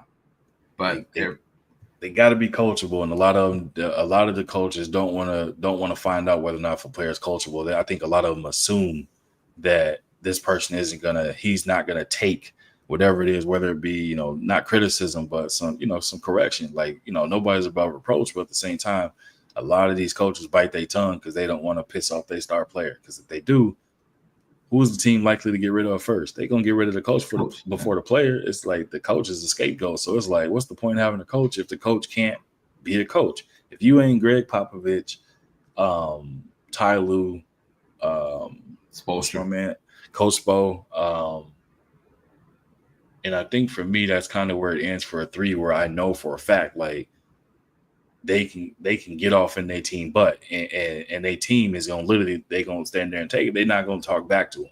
All the rest of these coaches, bro, it's like, I don't see none of them having that stronghold over the locker room where if they speak, you know what I'm saying, their voice going to ring louder than everybody else's. What's good maybe with BJ? You think so? I said maybe. I don't know. Oh, okay. I was like, because he was over there, man, with Milwaukee. Milwaukee, bro, like Giannis and them boys, like they was going through it. And I think if they would have lost a couple more games, he might have been up out of there because that previous coach they had, and I can't remember his name, the other black dude, Adrian Griffin. They just got rid of. He had a better record than Doc did at this time, like way better record. And I was like 31-13, bro. So they got rid of him. I felt it was an inside job though, because Doc was a consultant. I felt like Doc had like a hush under the table conversation. It was like, hey, when we get a chance, if everything ain't working out by middle of the season, just go ahead and give him the boot. I'm gonna come in. We're gonna keep this thing rolling. And I feel like the organization had that type of handshake conversation with Doc, which is why they hired him as a consultant. That midway through the season, they'll let him take over. But they did not expect for Adrian Griffin to have the Bucks playing as well as they were. Obviously, we saw what happened towards the end of the year. Like nobody was healthy, and then it just was all bad. That was Doc's scapegoat. If everybody was healthy and they still lost the way they did, I think they probably would have been like looking at Doc like, shouldn't have kept you. Yep, because like I said, you can't blow the most 3-1 leads, and you sitting here. I ain't never seen nobody go that far off of a one NBA championship. That's the same thing with Paul Pierce. I cook him all the time. Like, bro, you won one NBA championship, and that was due to the fact that you had who on your team, and you out here acting like you getting a retirement tour. I'm glad Draymond said they don't love you like that. What, you thought you was Kobe, nigga? like I'm glad he did that, because it's like you got to be brought back down to reality, bro. Like, you was cool as a player, but you never was considered the best. You had the nickname as the truth. That was a gift that you should hold on to. Outside of that, I'm like, for me, I just saying, hell no. You ain't never been the best player. You might not even be top 5 in your own position, brother. And he's sitting there acting as if he walked around, he got 15 championships. I'm like, come on, man. He be trying to go at Bron the way he does, and like, we made Bron quit. Who was we? We sound like way too many people, for my friend. We didn't. KG probably did, because LeBron couldn't take the criticism, and KG was a mouther. Like, he was letting everything fly. Get this up out of here. He ain't ready. Like, KG, relax, bro. We just started warm-ups. Yep. Why we going this hard? Had 2 Red Bulls in the car. We seen what LeBron did to Pierce, man. Pierce was sitting in LeBron, his back pocket. Whenever he wanted to feel like entertainment, he'd pull him out real quick and dangle him in front. Like, that's your daddy, Paul Pierce. You gotta just go ahead and hold that L, bro. Like, you can call Bron your daddy. There's too many videos of you being cooked, and too many series that he didn't cook. He broke up the big 3 twice, with y'all. So it's like, bro, you gotta sit down somewhere. What's good with the PJ's big dog? My bad, man. My dog said I think he means Todd Day as a coach. Yeah, I looked it up and saw he was a coach, but I didn't get to see like the news that came with it. PJ's big dog said Rondo will make a great head coach in NBA, but the NBA will block it. Yeah, they that's the thing. I think that's why Doc brought him in, to be a part of the Milwaukee Bucks in some type of capacity, but not a true designated position. But I think that's what he's kind of working towards, if I'm being honest with y'all, man. But I think he'll be a hell of a coach in the NBA. But it's like, I don't know why they were blocking when you got other NBA coaches, prior coaches that had some outlandish type of like what is it called? Allegations against them. But I'm like, everybody else gets 2nd, 3rd, 5th, and 4th, chances. He can't get 1. Just look at Ime. Ime literally messing with the organization's structure. Bruh. I get it. But at the same time, Rondo do something that ain't got nothing to do with the league. This is off on his own free time. Yeah. Can't get a job. All right. Yeah. It was like, bruh. And look, my dog said, I want Rondo to coach the Pelicans so Willie can bounce. Yeah, and that's the thing, bro. I'm so surprised at how bad the Pelicans' performance or their product is right now that they're putting on the court with such a talented team that they have. I had high hopes if Zion would have stayed healthy, and then everybody else, I had high hopes. You got DeJounte Murray, you got McCollum, you got B.I., you got is it Herb Jones or Murphy, one of the rookies or younger player. You got one of them as the starters. Then you have Zion. I can't remember if they got rid of Valanciunas or not, but then like they have a big there that's decent. So I'm like, the team is cool, like. But then you got obviously Zion extremely injury prone. Everybody else think DeJounte Murray, if I'm not mistaken, I think he broke his hand. Yeah, he's out. He fractured his hand.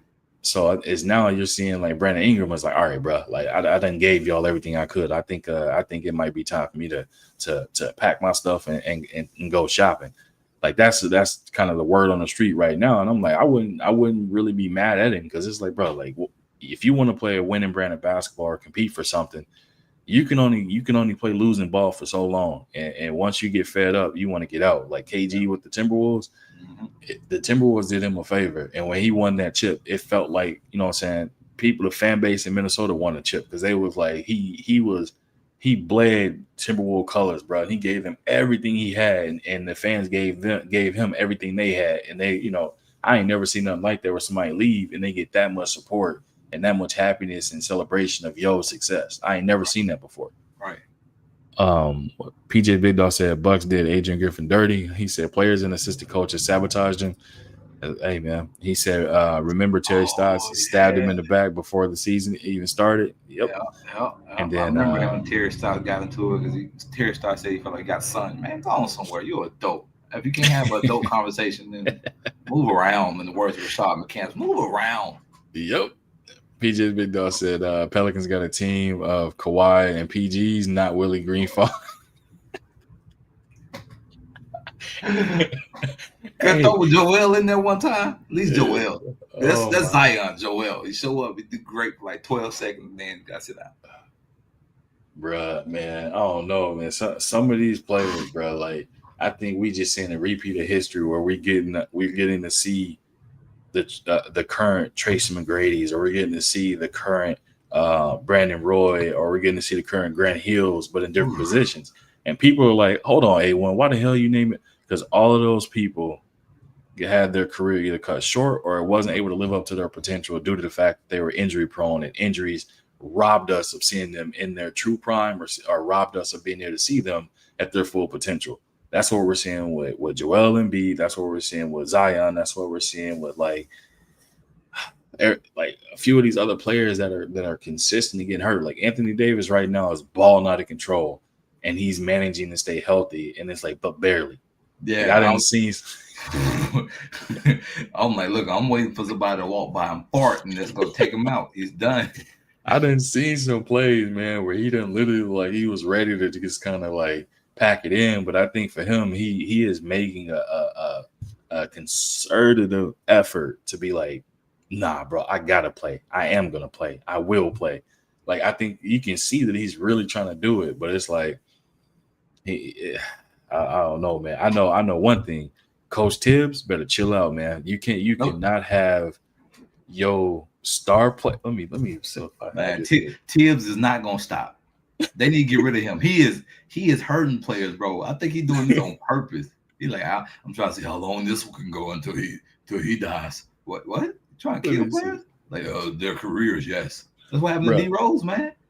Bro, so and I forgot to save it on the thing so I could share it to the screen. So when they played Charlotte, the game ended 125 to 101, right? When you look at the minutes, Mikal Bridges, 47 minutes. OG Anunoby, 40 minutes. Karl Anthony Towns, 39 minutes. Jalen Brunson, he had 27 minutes, so that's not bad. Josh Hart, 38 minutes.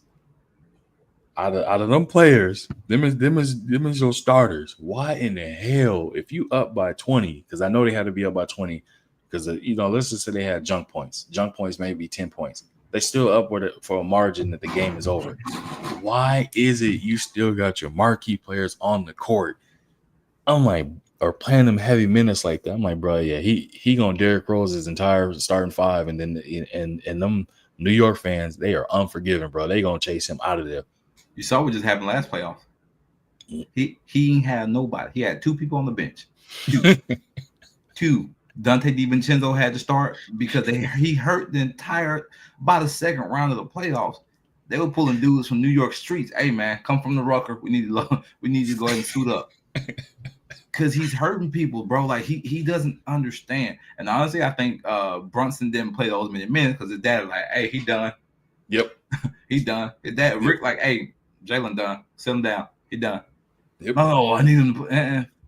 No. Put somebody else in. You ain't gonna do it to my son. Which is why I think Rick is sitting there. Rick is like, hey, I'm cool with you being over here with Tibbs, but once we get these blowout games, you're gonna go ahead and sit next to me, and we're gonna talk about Mama's home cooking next time. Yep. Montdog said Ingram, my favorite player on my Pelicans. I never bought into Zion. Oh, you're a Pelicans fan? Okay. So I got questions for you. Let me read your other two comments. I got questions. Montdog said Willie Green stands on the sideline with his hands folded while the other team makes a 15-0 run, no timeouts. Damn. Hey, sound like he been watching Darvin Ham's highlight reel. As if Ham have his hand in his pocket. That do sound familiar as hell. Like he's looking like super familiar. I mean, what y'all want me to do? I'm just a coach, but y'all got to stop it. He said, and Zion thinks he wants to play on the Knicks. Tibbs gonna grind him to the dust. He already walked funny. He gonna be his kneecap is gonna be on the ground. He ain't gonna make it. Man. I don't think he'll make it through training camp. Man, hell no, man. He won't make it through training camp. He ain't gonna be playing 40 minutes in preseason. ain't no way. No, they're gonna be going up against the Shanghai Sharks playing 40 minutes. Come on, man. Ain't no way, bro. They're gonna be up 60. And Tibbs still call red. Man, if you don't say, why you didn't block that? Why? We can give up 2. We up 90. Yeah. Like, oh my God, man. It's 2 minutes left in the game. Why am I here? Oh my God. Hey, so Mondog, I wanted to ask, since you're a Pelicans fan, how did you feel about your team getting CJ McCollum? Did y'all feel like he was the missing piece or the person that could get y'all over the hump?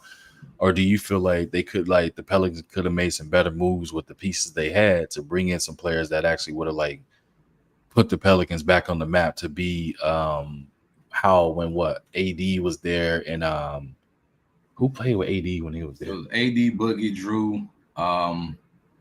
Who else do they have? They have a couple people. Actually, let me see.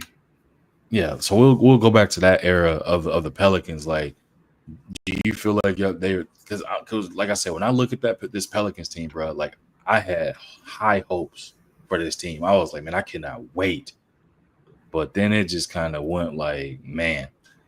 Big PJ's Big Dog said Tibbs is a career-ending nut job, robbed us of D Rose, Joakim Noah, Jimmy Butler, greatest years. Despises every bench he ever had. That man said he despises every bench. He don't even want to look at the bench. He's like, nah, bro. Get him out of here. Oh, they were actually pretty straight. They had Tony Allen came back. I remember then. They had Ian Clark. They had Omar Arsic, Charles Cook. Don't know him. Boogie. Mm-hmm. Jordan Crawford was a bucket. I don't think people realize how good Jordan Crawford was. AD, Dante Cunningham, defender. Yeah, they had Larry Drew II, had Solomon Hill after rolling on people's ankles. Yeah. Mike James, Jalen Jones, Walt Lemon Jr. I don't know who that was. DeAndre Liggins. Liggins was a decent 6'6" wing. I remember him. Mm-hmm. They had Nikola Mirotic. He was a knockdown shooter. Hey, look. One more. PJ Big Dog says Zion knees and conditioning will last 2 weeks under Tibbs. Crap.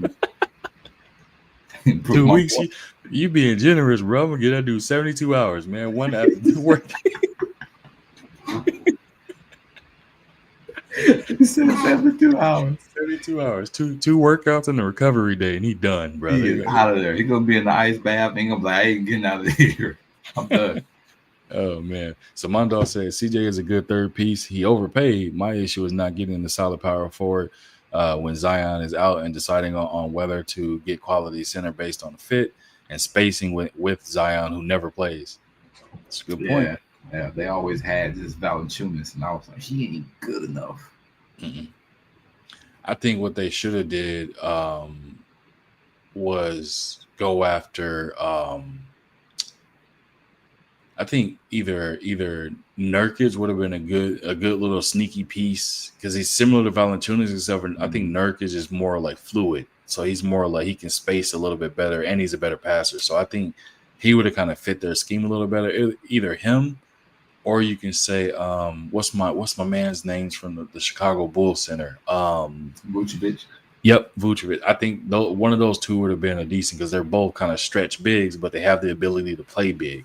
Mm-hmm. I think those would have been probably the best ones, but yeah, man, that's tough sledding for the Pelicans, bro. And I'm like, for Zion, I feel bad for him because ain't no way you should be an NBA player and in your contract, it's incentive based off of your weight. If you don't make weight, you don't get paid. Or if you don't play enough games, you don't get paid, or it's not fully guaranteed. I'm like, that's like, bro. Yeah, Like, but there's only so much though that you can ultimately like take on like as a team. It's like, bro, you can't be a professional.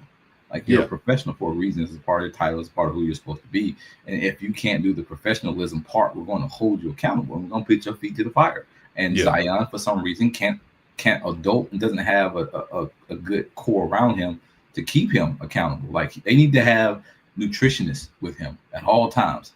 Like I saw a video of him getting a tattoo on his back, and the dude made 16 plates. I'm like, I pray your whole family is coming over for Thanksgiving dinner right now. Because if you about to eat this, bro. He had his shirt off. He stood up, and his stomach was sitting over his shorts. Like, come on, bro, what are we doing? Gosh, you're a professional athlete. Not that you got to be in shape at all times, but this is the early part of the season, and you already out of shape. I'm blaming New Orleans, man, because I know the food is, man. And now, bro, you can't blame the city. The city ain't got nothing to do with what you eat. Hey, D, but check this out. If he goes to New York, what make them think he not gonna be slamming them pizzas in his face, them hoagies, and going to the bodega and getting all type? But man, that dude about to be large and in charge, man. Like, especially get around them Hispanics, boy, they're gonna be feeding him good. Oh my goodness, bro. You're gonna go to Spanish Harlem and it's gonna be over. They're gonna have him eating arroz con pollo and everything. It's gonna be over. Only place I think Zion should go is to Miami because Pat Riley not having none of that. And they have, what is it, your body fat percentage thing with the Heat. Like if you over a certain one, you're not playing.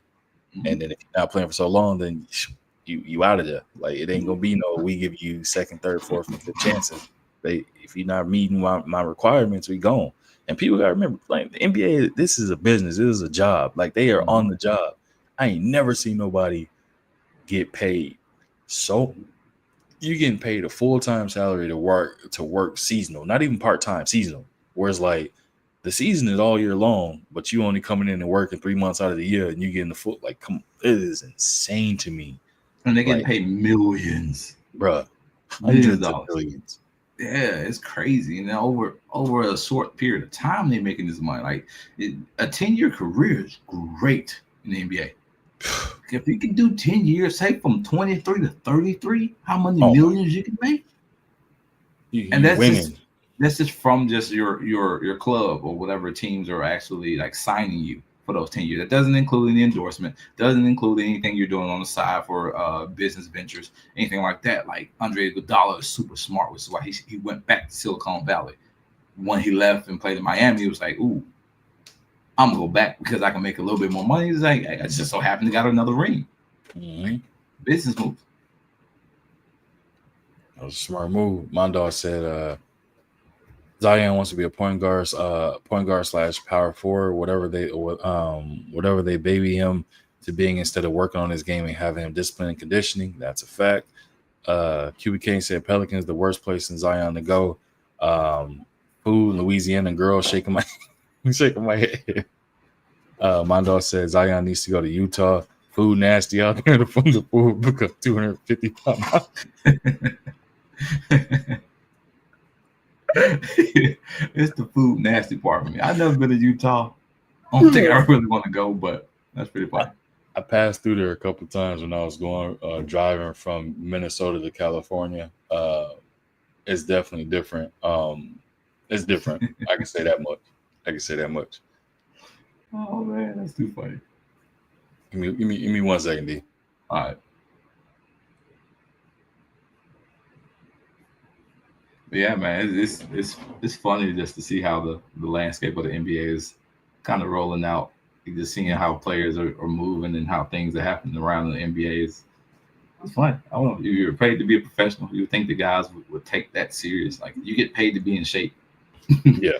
Be in shape. Like you get paid to play a game that you love to do. Well, I guess it's not even the case anymore. I don't think half of the guys love it.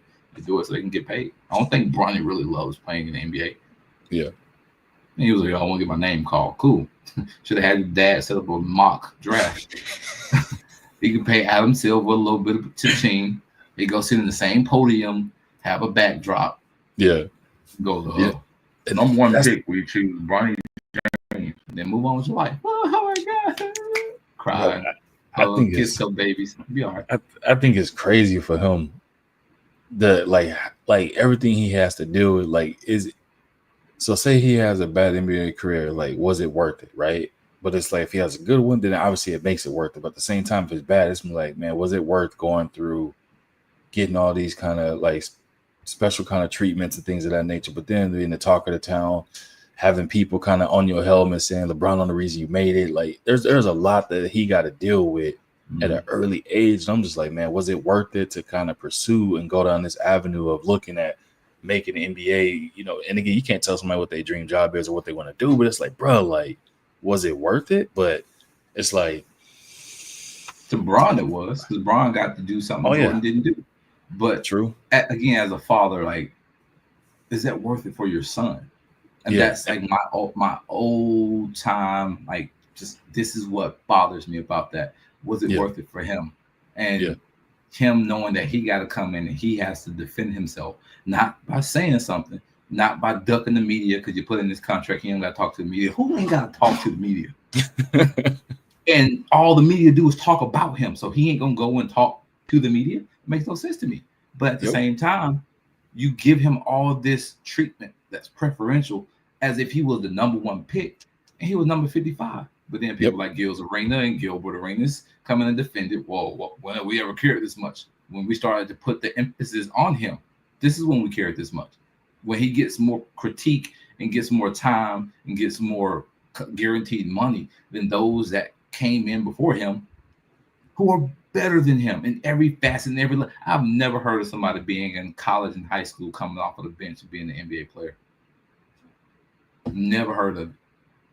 Usually everybody, even Austin Reeves right now, was a dog in high school. Freaking Pat Bev is out of the league right now. Was going off getting 40 in high school. How many 40-point games does Bronny have? Bronny have at Sierra Canyon or anywhere else he played.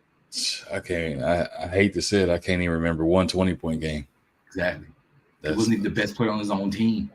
Yeah, that's nasty work. McDonald's All-American. Yeah, nasty work. Mondo said, "What y'all think about Embiid situation?" I think, me personally, I think he went out of Philly without saying he went out of Philly. That's just my personal opinion. Like, I think he likes to be loved and liked by everyone, but he's trying to do this villain role type thing right now. And I think he personally wants out of Philly because he realizes he's not going to win anything in Philly. That's my personal opinion. What you got on that, D? Same. I feel like he's in this villain arc right now. So he's going down the path of being the bad guy to get out without saying it and going about it, I think, the wrong way. I think he looked at favorable if you just say, hey, you know what? This ain't working out. I can't get a healthy start with me and somebody who can compliment me. Although I believe him asking for James Harden stunted Maxi's growth for those 2 years. And I told a buddy of mine this years ago when they had first traded for James Harden and Ben Simmons, which is stupid on both sides. But when they got James Harden, I said, this is terrible for Maxi because Maxi's growth is going to be stunted because he has to then play behind and kind of cater towards James Harden. And then ultimately now we see what Maxi can be without any one of those other guys around him. He's a stud. He's a star in the making.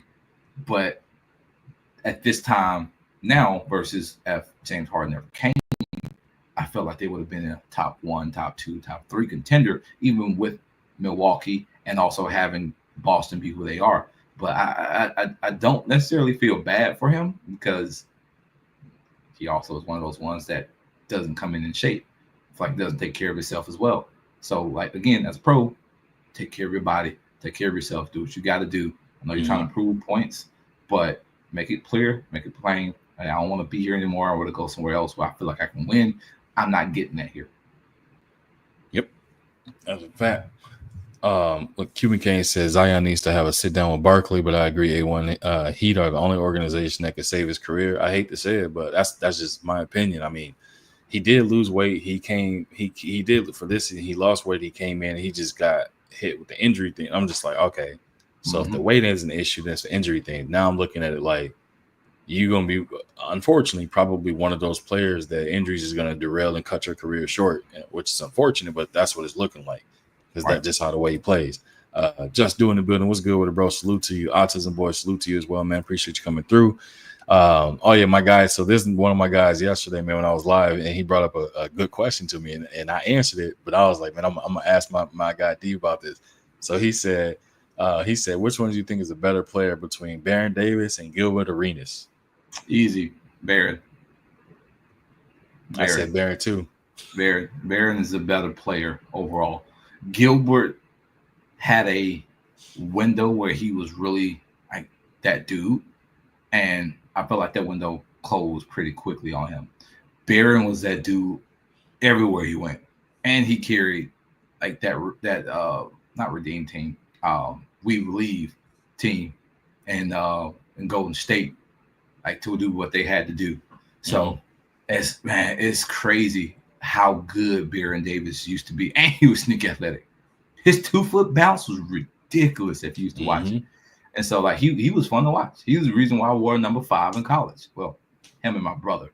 But I used to love Baron Davis. Yeah, that dude was monster. And Mondo said, I just said I'm locked into you guys. Nice talking hoops. Y'all got to go. Peace. Hey, salute to you, man. Appreciate you subbing to the channel. Safe travels, bro. Hope you enjoy your weekend. I don't know where you at, but I hope it's sunny and warm and nothing rainy and cold or icy, depending on where you at. Where you at? Look, PJ Big Dog said, nah, brother. No 55th pick was ever hated on like Bronny. Nepotism is been in sports. Stop the cat. Hey, that ain't us, bro. Yeah, you're right about nepotism been in sports, because look at the Van Gundys. I mean, how the hell can they keep getting coaching jobs? Look at who else come to mind right away? The Berries. You had, I mean, they were decent, but at the same time, like, what are the odds you're gonna have all three? What is it? Brent, John, Rick. I think there's like, one more. All 4 of them gonna make it. Like, Giannis Antetokounmpo, brother. That. Yo, y'all gotta stop the Nass's hate, bro. The Nass's actually was drafted before Giannis got in the league. He got drafted by New York. He was good enough to be actually picked up by an NBA team prior to him being as bad as he is. But before Giannis had the pull that he had, the Nass's was already in the league. That's different. Bronny wasn't in the league. I just want to see if he played any games, because I'm like, when I watched Giannis play, bro, I try not to laugh so hard because he did like a sham gun move. They lose the ball. Lose the ball and lay up. Yeah. No, bro. He shook dude. Dame and them was looking. They were sitting on the bench, and he went to go to layup. He just like, the backboard's here. It was like, I was like, wait, what just happened, bro? And they was laughing. Dame was trying not to laugh because he was sitting next to Giannis. Dame was like, yeah, he's like, I don't need my superstar to see me laughing at his brother right now, but. Oh man, PJ Big said Lakers fan got more smoke for Bronny James than Jalen Hood. Shafino, Jalen was 17 pick. You got any smoke for that pick? Yeah, I got smoke for the fact that JJ Redick is only playing. He's playing Bronny because obviously LeBron's there. They leaked his contract, so you got to put an emphasis to show at least to see what this person has to offer. For Jalen Hood, they kind of look at it and they say, like, we're gonna let you fly under the radar a little bit and let you develop more. Which I don't know why him and Bronny are not getting the same type of developmental process. I have no idea. But one person that I know that the 14th overall pick, Dalton Connect, that man got the heart of a lion and got the memory of a goldfish. He does not care, and it's like that's the mentality you have to play with. Bronny got to do the same. Can we talk about that for a second? Yep. The fact that Dalton Connect was a 4-year college student. Instead of franchises going after these young 18, 19-year-olds and hoping that they can develop, why aren't they going for more of those seasoned players? Because they come in and they're more ready. I know Gil's Arena was debating this same time. I kind of wish I could sit in on one of those conversations and give my take on it, Mhm. because it shows more of the value. Like, sure, okay, you get an older project or older product, cool, but this product has shown that it can be good, such as a Dalton Connect. Dalton Connect is coming in and filling in for Austin Reeves without having to do the same thing Austin Reeves can do, without having to lose Austin Reeves and the value that Austin Reeves is. So when Austin Reeves comes back in, you can plug and play. If Austin is going good, put Austin in the starting lineup. Dalton got a heater going, but Dalton in the starting lineup. You still got that firepower that can come off of the bench. But that's a different topic. That's a different subject, because teams and organizations aren't looking at it like that anymore. And as for the smoke we have or people have, because I don't have any smoke for Brian. I don't blame him at all for this situation. I wish he would speak up as the grown man that his father said he was and say, this ain't really for me, that this really isn't for you. Yeah. But the organization as a whole has failed Hood Schifino and has praised and propped up Bronny, which is an organizational failure, because they're not doing things the proper way.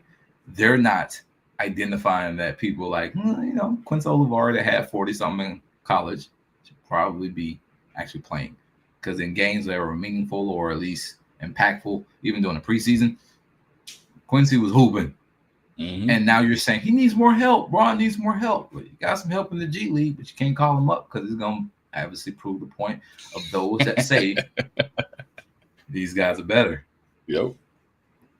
That's a fact. Autism Voice said, do I think the Houston Rockets can make the playoffs this season? Yeah, they should be able to.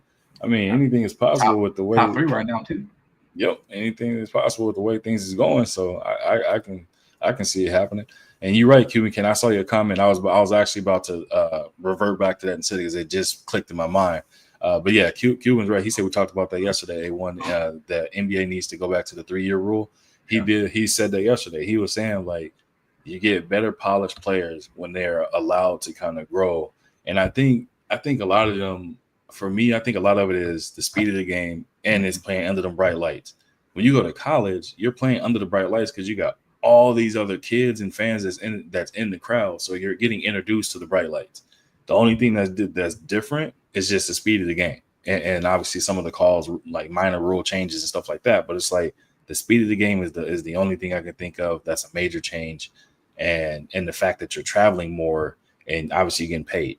But it's far and few between the players that literally went from high school right to the NBA and was able to have an immediate impact, or they didn't buckle under the pressure, or some 1 year in college players came into the NBA like a Kyrie, played 10 games. 10 games? Got hurt, and then he was still number 1 pick. Yeah, so it's like, and then clearly, he's been that guy since he came in the league. Nothing has changed. He just got better. That's it.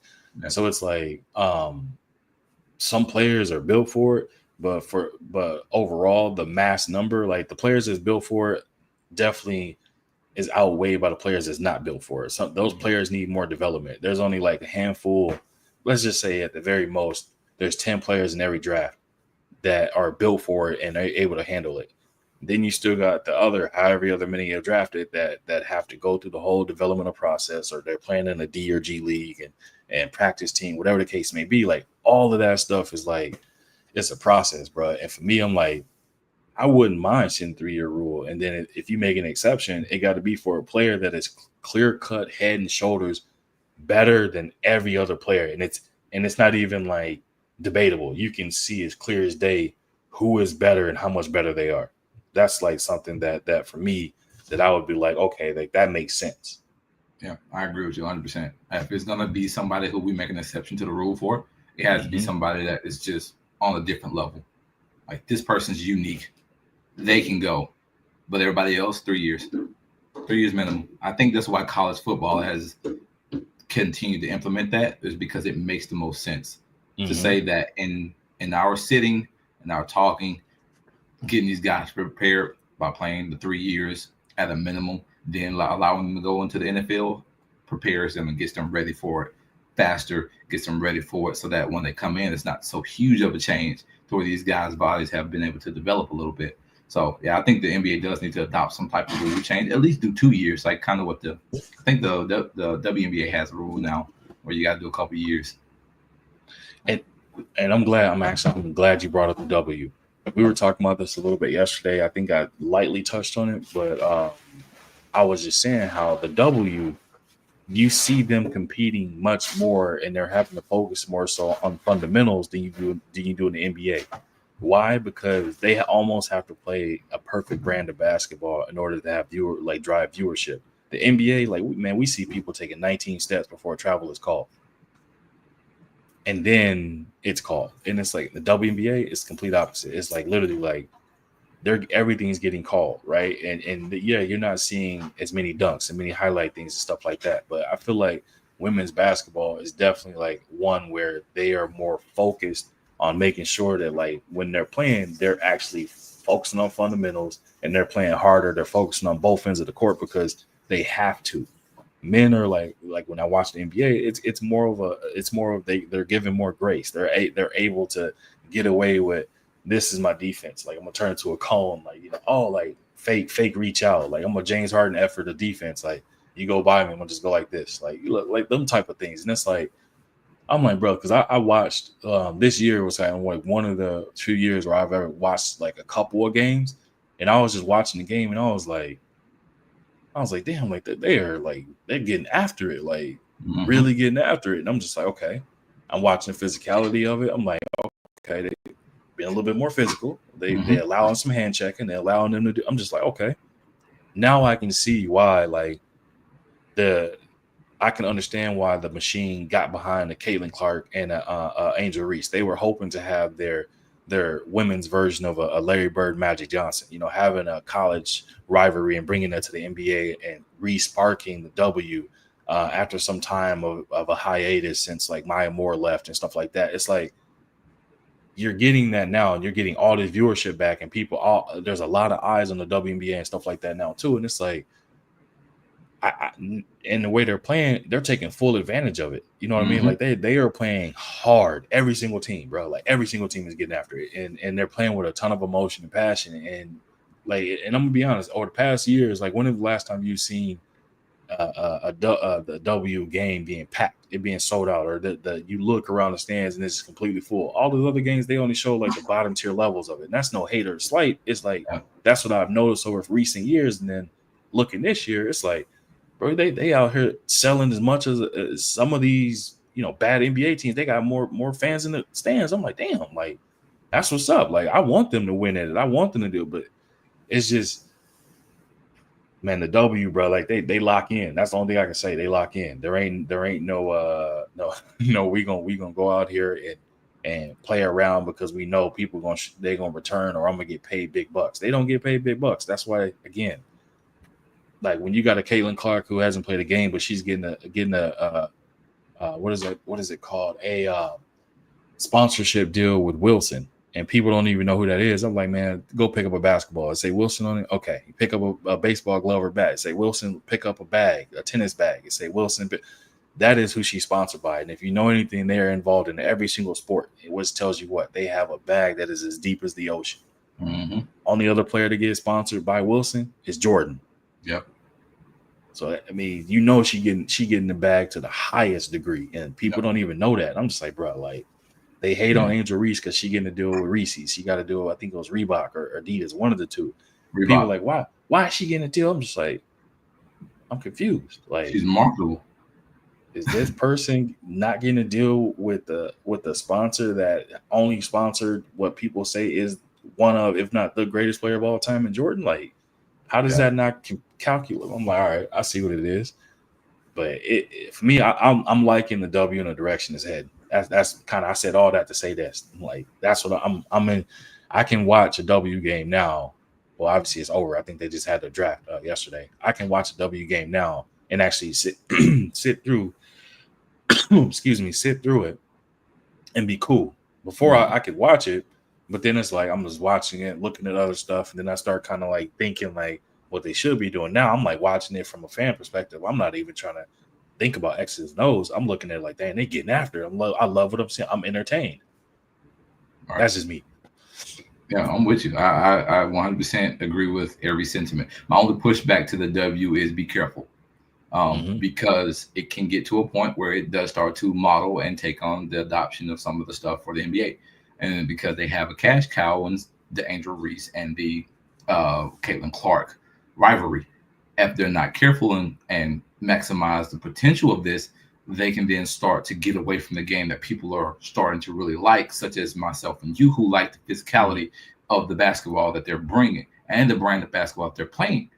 And so if we lose that and they start to do more of the NBA style of freedom of movement, not as much physicality, because we want to protect Angel Reese and we want to protect Caitlin Clark because they're cash cows, they can then start losing some of those eyeballs because it becomes more of the NBA. And as you can see, the NBA viewership is dying off slowly more and more every day. So I think if we can keep the NBA at a competitive level, but also have the fluidity of how Caitlin Clark likes to play and how Angel Reese can play, and the other ladies, like, I think people fail to realize, like, there was a Caitlin Clark before Caitlin Clark. Her name was Maya Moore.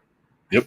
She was a beast. And that was the last time I think I ever saw a WNBA game sold out, was during her reign as the Jordan. She signed with Jordan Brand because she was that good. One of the, I think, first ever female like athletes that ever signed with Jordan Brand was her. So like to see Maya Moore and to say Maya Moore was that good, she was, because she was that good in college, and it transitioned direct to the NBA where she won 4 championships. And I got to see some of those. So I think if the W is careful, the game will be okay. It'll continue to evolve and it'll continue to develop and they'll continue to get more viewership. But if they play this and they start to adopt some of the NBA stuff, they're going to start losing viewers because it's going to be more catered towards freedom, who can do what, and skills can be more on display versus actually playing basketball. Yep. And I was going to say, when they won, I think I was in Minnesota at that time. I'm trying to think. I don't remember ever seeing a parade for them at all. Now that I think about it, I'm like, man, hold on. Y'all didn't give the Lynx no parade. Y'all didn't give the women's golfer team no parade. They the only two teams sporting events that have won some at the highest level. Y'all not gonna give them a parade? I'm like, come on, man. Like that's messed up. PJ's Big Dog said the WNBA is more physical than the NBA too. Yep. Agree. I agree with that. Autism Boy said, are the 76ers overrated? Probably. I mean, hey, Jared McCain though is making a hard case for Rookie of the Year. McCain from Duke is dude, number 20, right? Yeah, with the paint nails. I don't judge, but what the hell, man? I ain't gonna say nothing either. I don't judge. I cooked on that. I cooked on that yesterday, but that's just not for me. I can't do it. Ain't for me either. I ain't gonna let my sons paint their nails and be in my house. No, thank you. Hey, I told my son. My son picked up my daughter's doll or Barbie just to hand it to her. What you doing? He's just giving Zoe a baby. I was like, nah, Zoe can get it. He's like, okay. He went to grab it. They say he picked up his monster truck. I said, there you go. Get that one, Zoe. Yeah, I'm like, no, you don't need that. Get that to Zoe. Like, he's like, don't let that touch your hands. Yeah, I'm like, let me go wash your hands real quick, man. You got a little barbecue juice on it. Yeah, I had to get him. But do I think they're overrated? I think they prior to the season starting, the expectation would have listed them as saying like this is where they should be. Now that they are playing and it's like as bad as it is, but they've been battling injuries this entire early season, you can rate them as overrated. But it's like if they end the season like that and they're still losing record, playing terrible basketball, yeah, you can say they're overrated because when you, again, Paul George, Maxey, and Embiid, when you hear that 3 combo right there, then you still have what is his name? Champagne Poppy, Kelly Oubre. That's I only remember because I remember he said it on the interview one time. I just bust out laughing. What? He's like, yeah, Champagne Poppy. I'm like, all right. Him, Batum, Kyle Lowry, the rookie you just named from Duke, and I think there's like a couple other like solid players on that team. Like they definitely should have been able to win some of these games. But man, look, they got KJ Martin, and KJ is athletic and super freaky quick. Like he should be he's getting more tick now, and I'm actually happy and proud that he's starting to do so because he got originally drafted and he bounced from the G League to Houston Rockets a few years. Yeah. Then he got sent to the Clippers. I mean, Kenyon was super excited to have him, but like he's another guy that they got on the bench that is a fire starter. Like he can go. He's a spark plug that can be placed in to come and give you some energy. Him and Kelly Oubre could be getting alley-oops and lobs thrown left and right. And so I think that they could definitely be a decent team if everyone's healthy.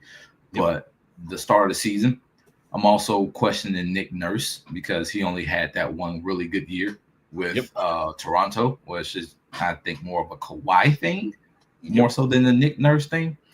But I'm starting to question his coaching ability because, hey, ever since that one championship, you really haven't been able to do anything else. Nope. Even in the East. At all. Nothing. And that's funny you said that. It's definitely a situation where I felt the same way, where I was like, man, damn, this dude's like, they getting a lot of runoff for this one NBA championship. Because I'm just like, I put him and Doc in the same category. And Doc, I look at Doc sideways because I can't overlook those 3-1 losses. Like you can't have one championship and they saying you one of the best coaches, but then you turn around and you done blown the worst 3-1 leads in NBA history. It's like I'm hold the two together now. PJ Biddaw said the WNBA just had an expansion draft. Yeah, I got to look into it more. I just know that the NBA need to have an expansion. They can only do 2 teams. They can only do 2. They can have one and one. They got to give Seattle back to Sonics. Thank you. Probably have a team in Vegas.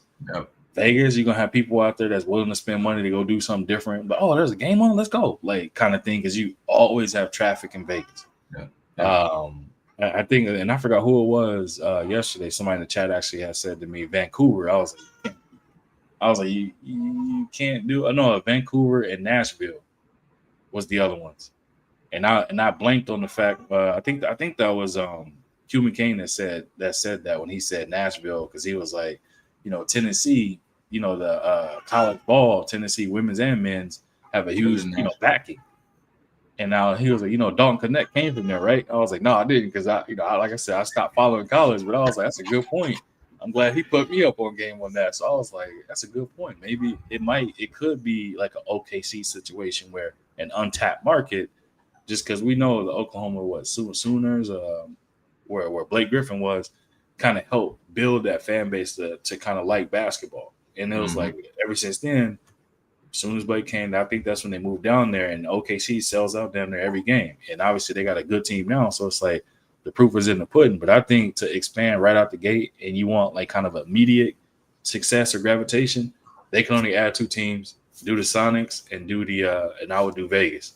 If it was me, but I think Vegas is central, so they have to go east or west. I don't think they can go add 2 teams on one side. Now they got to do 1 and 1 east and west for it. But it's like, what you think, man? You think well, I'm pretty sure you're gonna agree the Sonics for sure is one of the teams they can definitely sell out right away with. Where else location wise do you think is a good pick for them to send or put a team at? I feel like if you're gonna do for sure Seattle, we gotta put ball back in Seattle. Like besides having Kevin Durant there for the 1 year, like we're missing that Seattle market. And I think of Seattle basketball, I think of Sean Kemp, and I think of Gary Payton and their run that they had there prior to obviously Durant getting drafted there.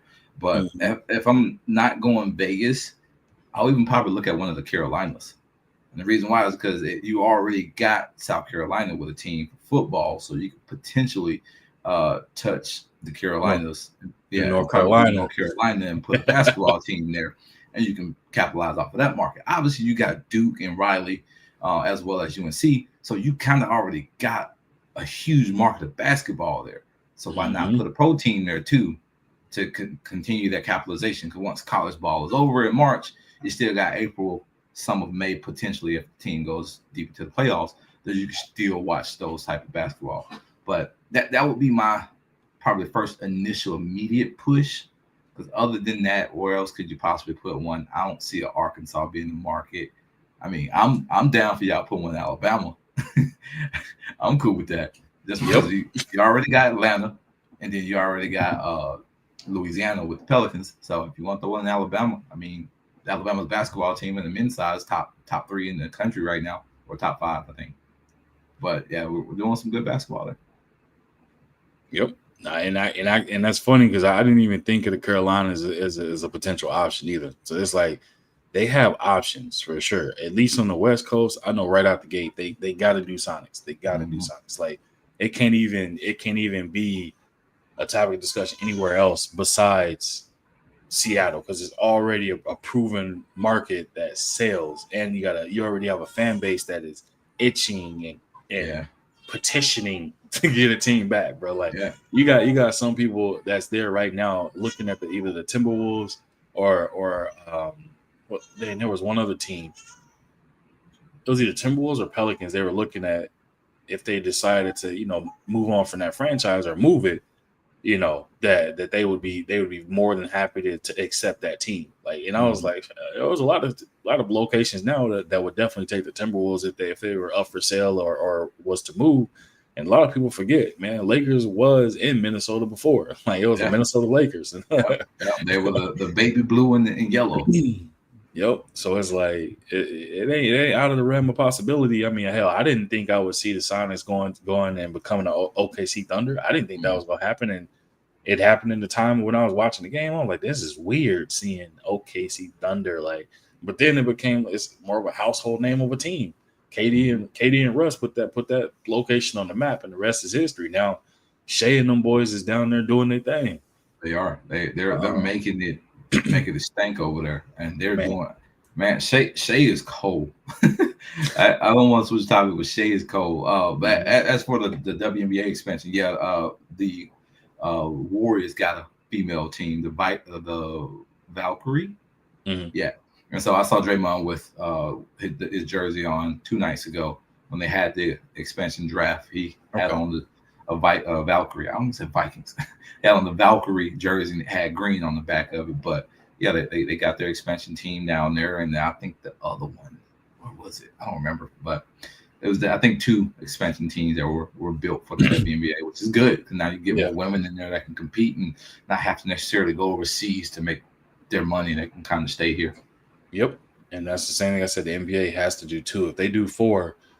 It's like we both brought up places. If they do 4, they could have the option of Seattle and Vancouver or Seattle and Vegas, and then on the East Coast they could do a Nashville or a Carolina because you already got, like you said, all those Duke and North Carolina. They right there, so it's like you got them locked in. Where you got a basketball crowd that's just itching and waiting for some professional ball. So they got options, but I think if they expand, they just gonna go 2. I don't think they'll go 4 out the gate. If they go 4 out the gate, it's like damn, like they jumping in deep. Like, something I would not expect. If they smart, they'll take it easy, walk into it, see how it goes. The first 2, and then say 5-10 years from now, if it works out, then you add 2 more. Oh yeah, got to. PJ's Big Dog said 76ers training staff need a raise if they get those fragile cats to playoffs healthy.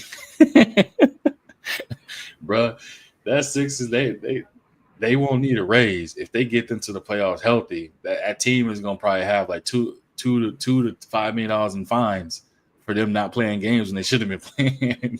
That's what's gonna happen because they already be saying so. They got phantom injuries or resting because of this and stuff like this. Yeah, it's gonna be a situation where if they make it to the playoffs healthy, they're gonna be the most heavily fined team in NBA history because it's going to be a whole lot of low management, and them fines will be coming out of everywhere. Everywhere for it. But, man, I almost got you on it for 2 hours. My bad, D. I didn't even ask you how long could I have you for anything, man. I was like, looked up at the clock. I'm like, oh, man. Oh, no, you good. I'm here. I mean, kids asleep. Well, one kid's asleep. The other one's off at daycare, so we chilling for now. Okay. I was going to say, my son, like, he just woke up. He gave me a long night last night, brother. And this morning he just been, I don't know what's going on with this little dude, man. So like my wife I've been hearing he was sleeping then because she was holding him, and then she had to run somewhere. That's why I was speaking. I was talking because she had ran somewhere real quick and came back. As soon as she got back, he woke up, but he was asleep the whole time, but didn't wake up. Then now he's just sitting there. She changed him. He's going through it. I said, don't worry. When I get off, I'll watch him for the rest of the day and night. She said, oh no, that's fine. Because we alternate nights, so we got I got 3-year-old, 2-year-old. Now he about to be 2 months old next week, bruh.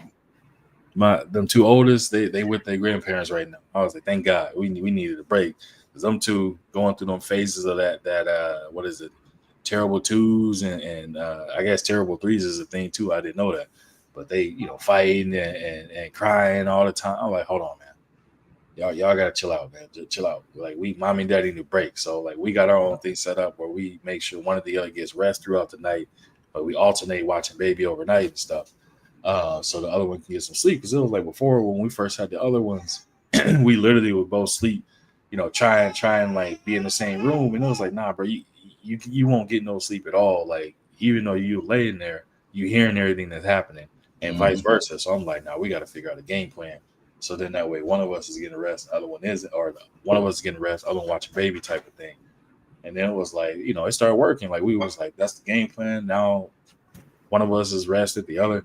But then like having all three of them there, bro, it's sometimes the oldest will wake up in the middle of the night, and because then they wake up the other baby, and then we're just sitting there, it's like, oh my gosh, what is going on, man? Yeah, what are y'all doing? Don't stop. That's why we stopped at 2. I said, you grab one, I grab the other. We divide and conquer.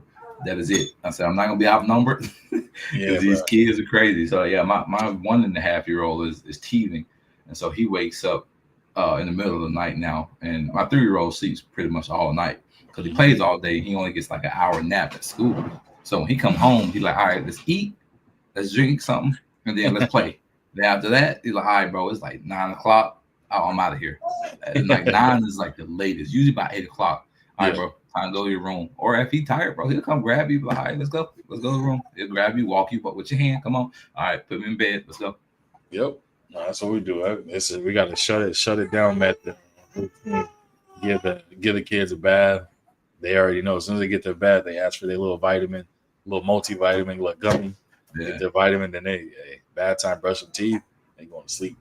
Yeah, out of here. Yeah, you make me not want to have no more kids. So thank you. Yeah, I was just saying, bro, we got outnumbered, and since we got outnumbered, it's definitely been a thing where it's like people say when you get outnumbered, it becomes tough, and I believe it. Like I said, like she just came and grabbed a bottle for him. He was chilling for a second, but then he started getting hungry, but he's tired. So he was like, I'm gonna eat and go to sleep. I guarantee you in the next like 20 seconds, you won't hear no more of any of like, look, watch. Out of there. He got the bottle pretty good. Yep. As soon as you put the bib on his neck, he automatically calm down because anything, but not to hold you any longer. That is a crazy thing that I realized, like, even though he's about to be 2 months, and when you put the bib on, it's a routine thing. And I was like, man, it's crazy how his brain is clicked to the point of understanding. Bib comes on, I'm getting fed. Automatically, he'll calm down immediately if he's fussy. And I was like, dang, that's crazy how in his mind he correlates bib is feeding. Mm-hmm. And I was like, smart man.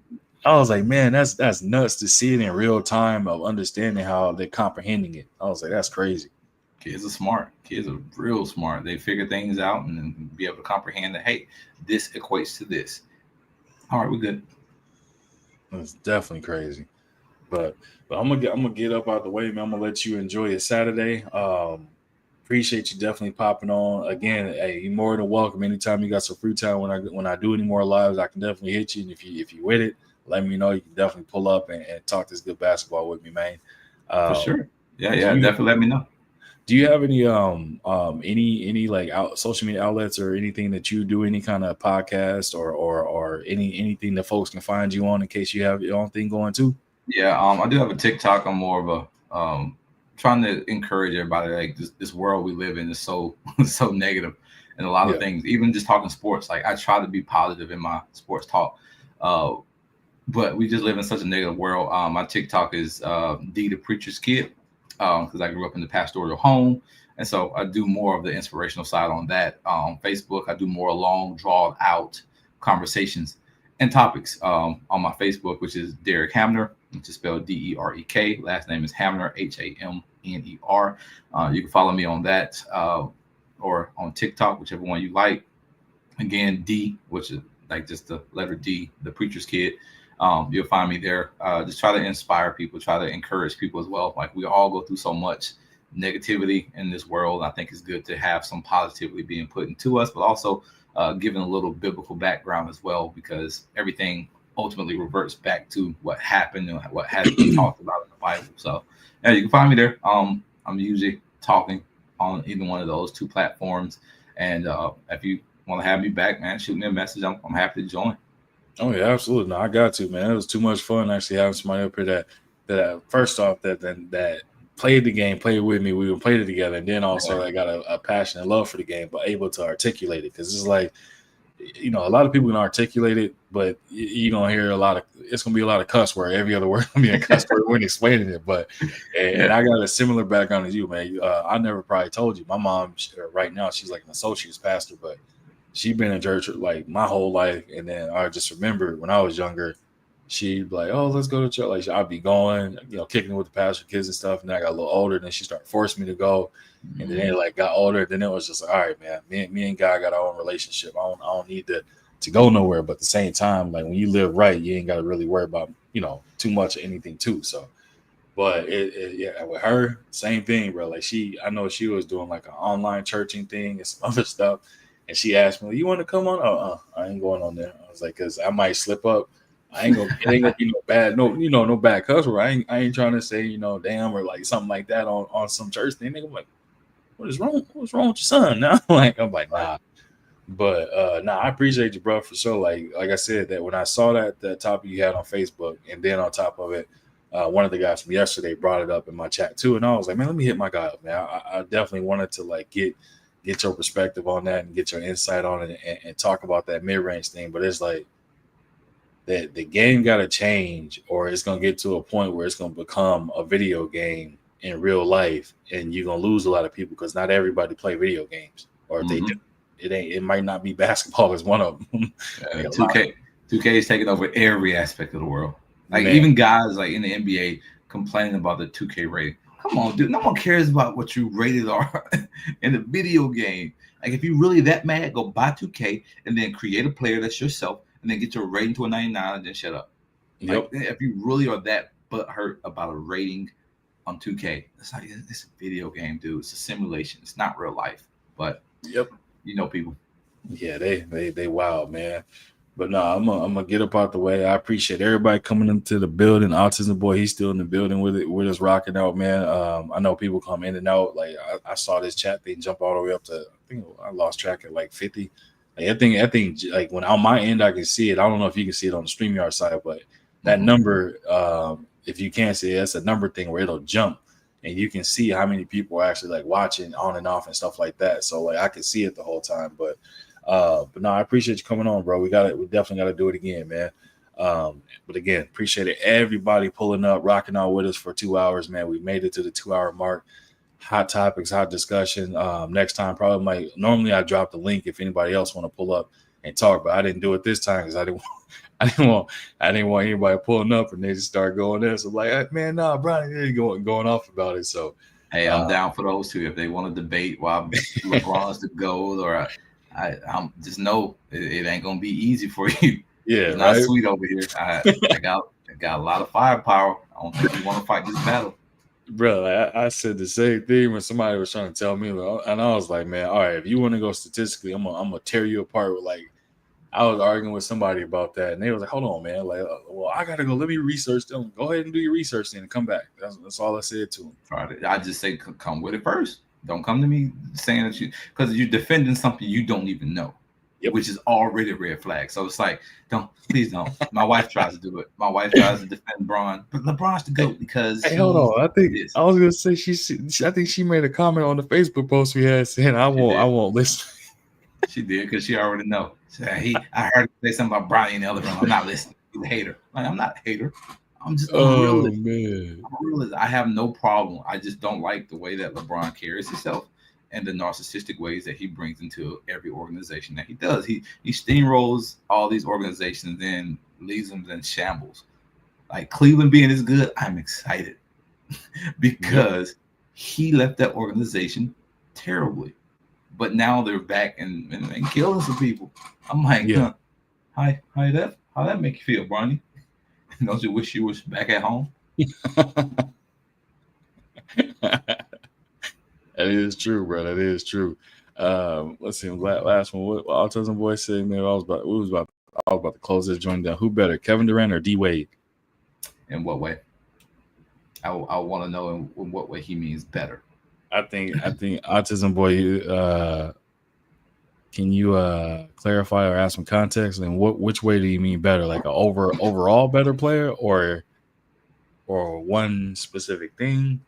because D Wade at the height of his power was easily the number 2 shooting guard in the league at the time, easily behind Kobe.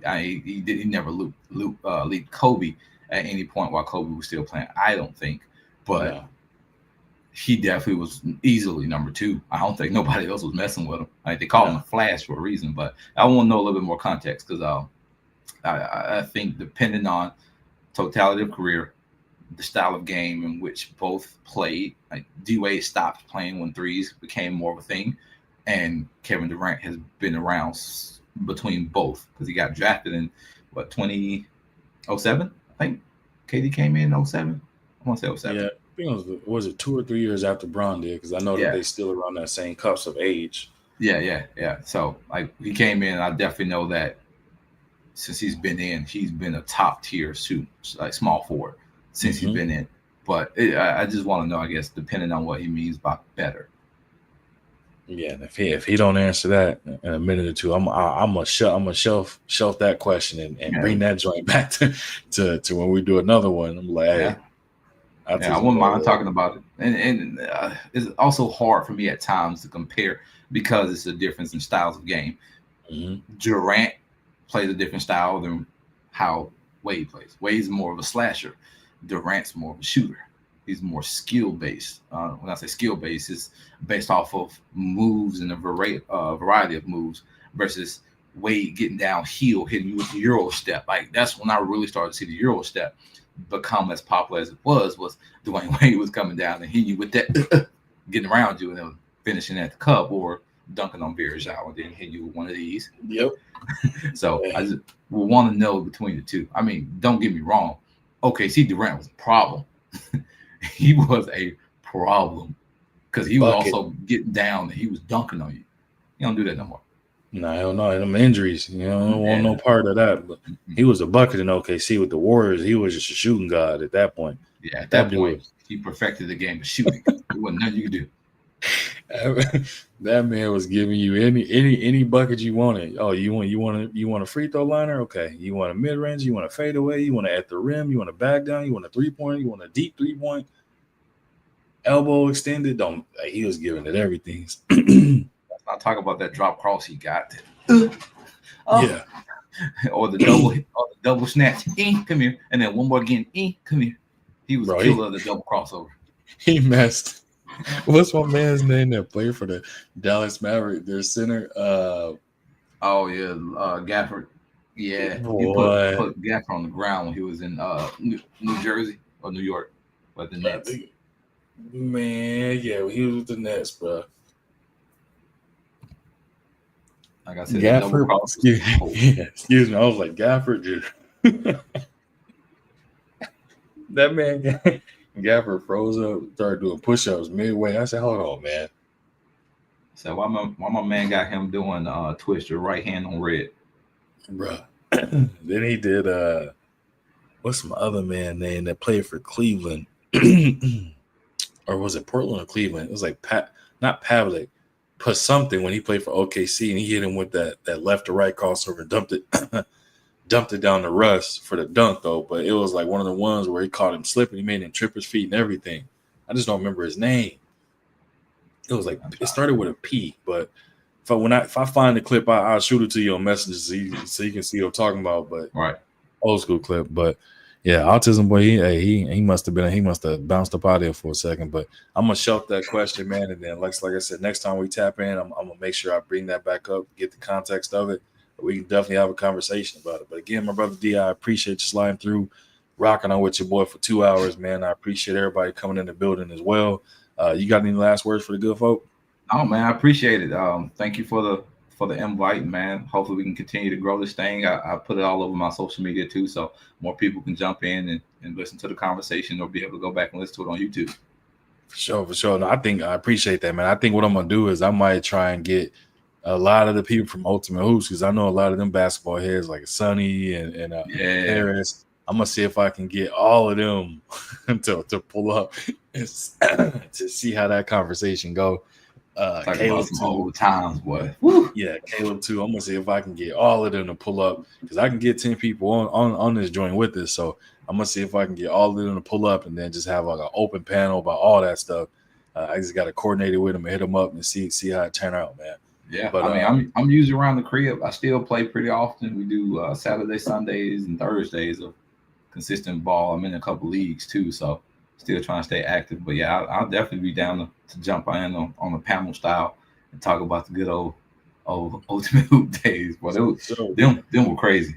Hey man, you being more active than me, Brian. I haven't hooped in so long. Only thing I do now, man, is I just get some roll work in to keep my conditioning right. I went back to Minnesota. I forgot how long ago that was. We went back, and then I went to go hoop. When I tell you, like, I wasn't tired at all from the running part. I wasn't tired at all. But when it came to, like, when I had the ball, I went to either do a layup or a pull up. It felt so awkward to dribble the ball. I was like, man, this is embarrassing. It feels so uncomfortable. I was like, ain't no way. What's good with it, Jay Gibbs? Salute to you, bro. Appreciate you stopping through. It felt so awkward and uncomfortable. I was like, yeah, I can't go this long. Either I'm gonna have to retire or I'm gonna have to get back into it and be fully into it. But I was like, I'm at a stage right now, man, with these kids. I don't know how I'm gonna do it. And then my wife was like, man, you better. Like, we can sit down with my parents and we can figure out a schedule because she said she want to get back in the gym too. She was like, I need to get back in the gym. I'm like, say less. Say less. We finally got the buy-in. Finally got the buy-in from my wife too. So she back at it after having 2 kids. She's like, yeah, I'm trying to get back in 3-4 days a week. I'm like, let's go. Cool. Works for me. Just let me know when you're trying to go. Yep. I said the same, and I was like, because she, obviously 3 now, so she was like, man, no, I got it. I was like, okay, well, we can figure it out. We can definitely figure it out. But yeah, we're gonna lock in, man. I'll definitely hit you behind the scenes and let you know the moves, and if everything pan out right, definitely have everybody pop on. Because I know everybody else gonna have some differences of opinion. You gonna have some diehard Kobe fans, some diehard LeBron fans, some Jordan fans. We heard everybody back in the day talking about who the GOAT is. So that's gonna be one of them arguments where people are gonna be up here arguing it down and bringing up trying to bring up statistics and accolades and all type of stuff. Yeah, that don't make you the GOAT to me. Nope. But no, I appreciate you, bro. I'm gonna go ahead and hit this outro, and I'm gonna get up out the way. Everybody that came through, I appreciate y'all. I appreciate my brother Demetrius Brighton that super chat. And as always, man, y'all stay healthy, stay safe, be blessed. That's it. We out of here. Till next time, y'all.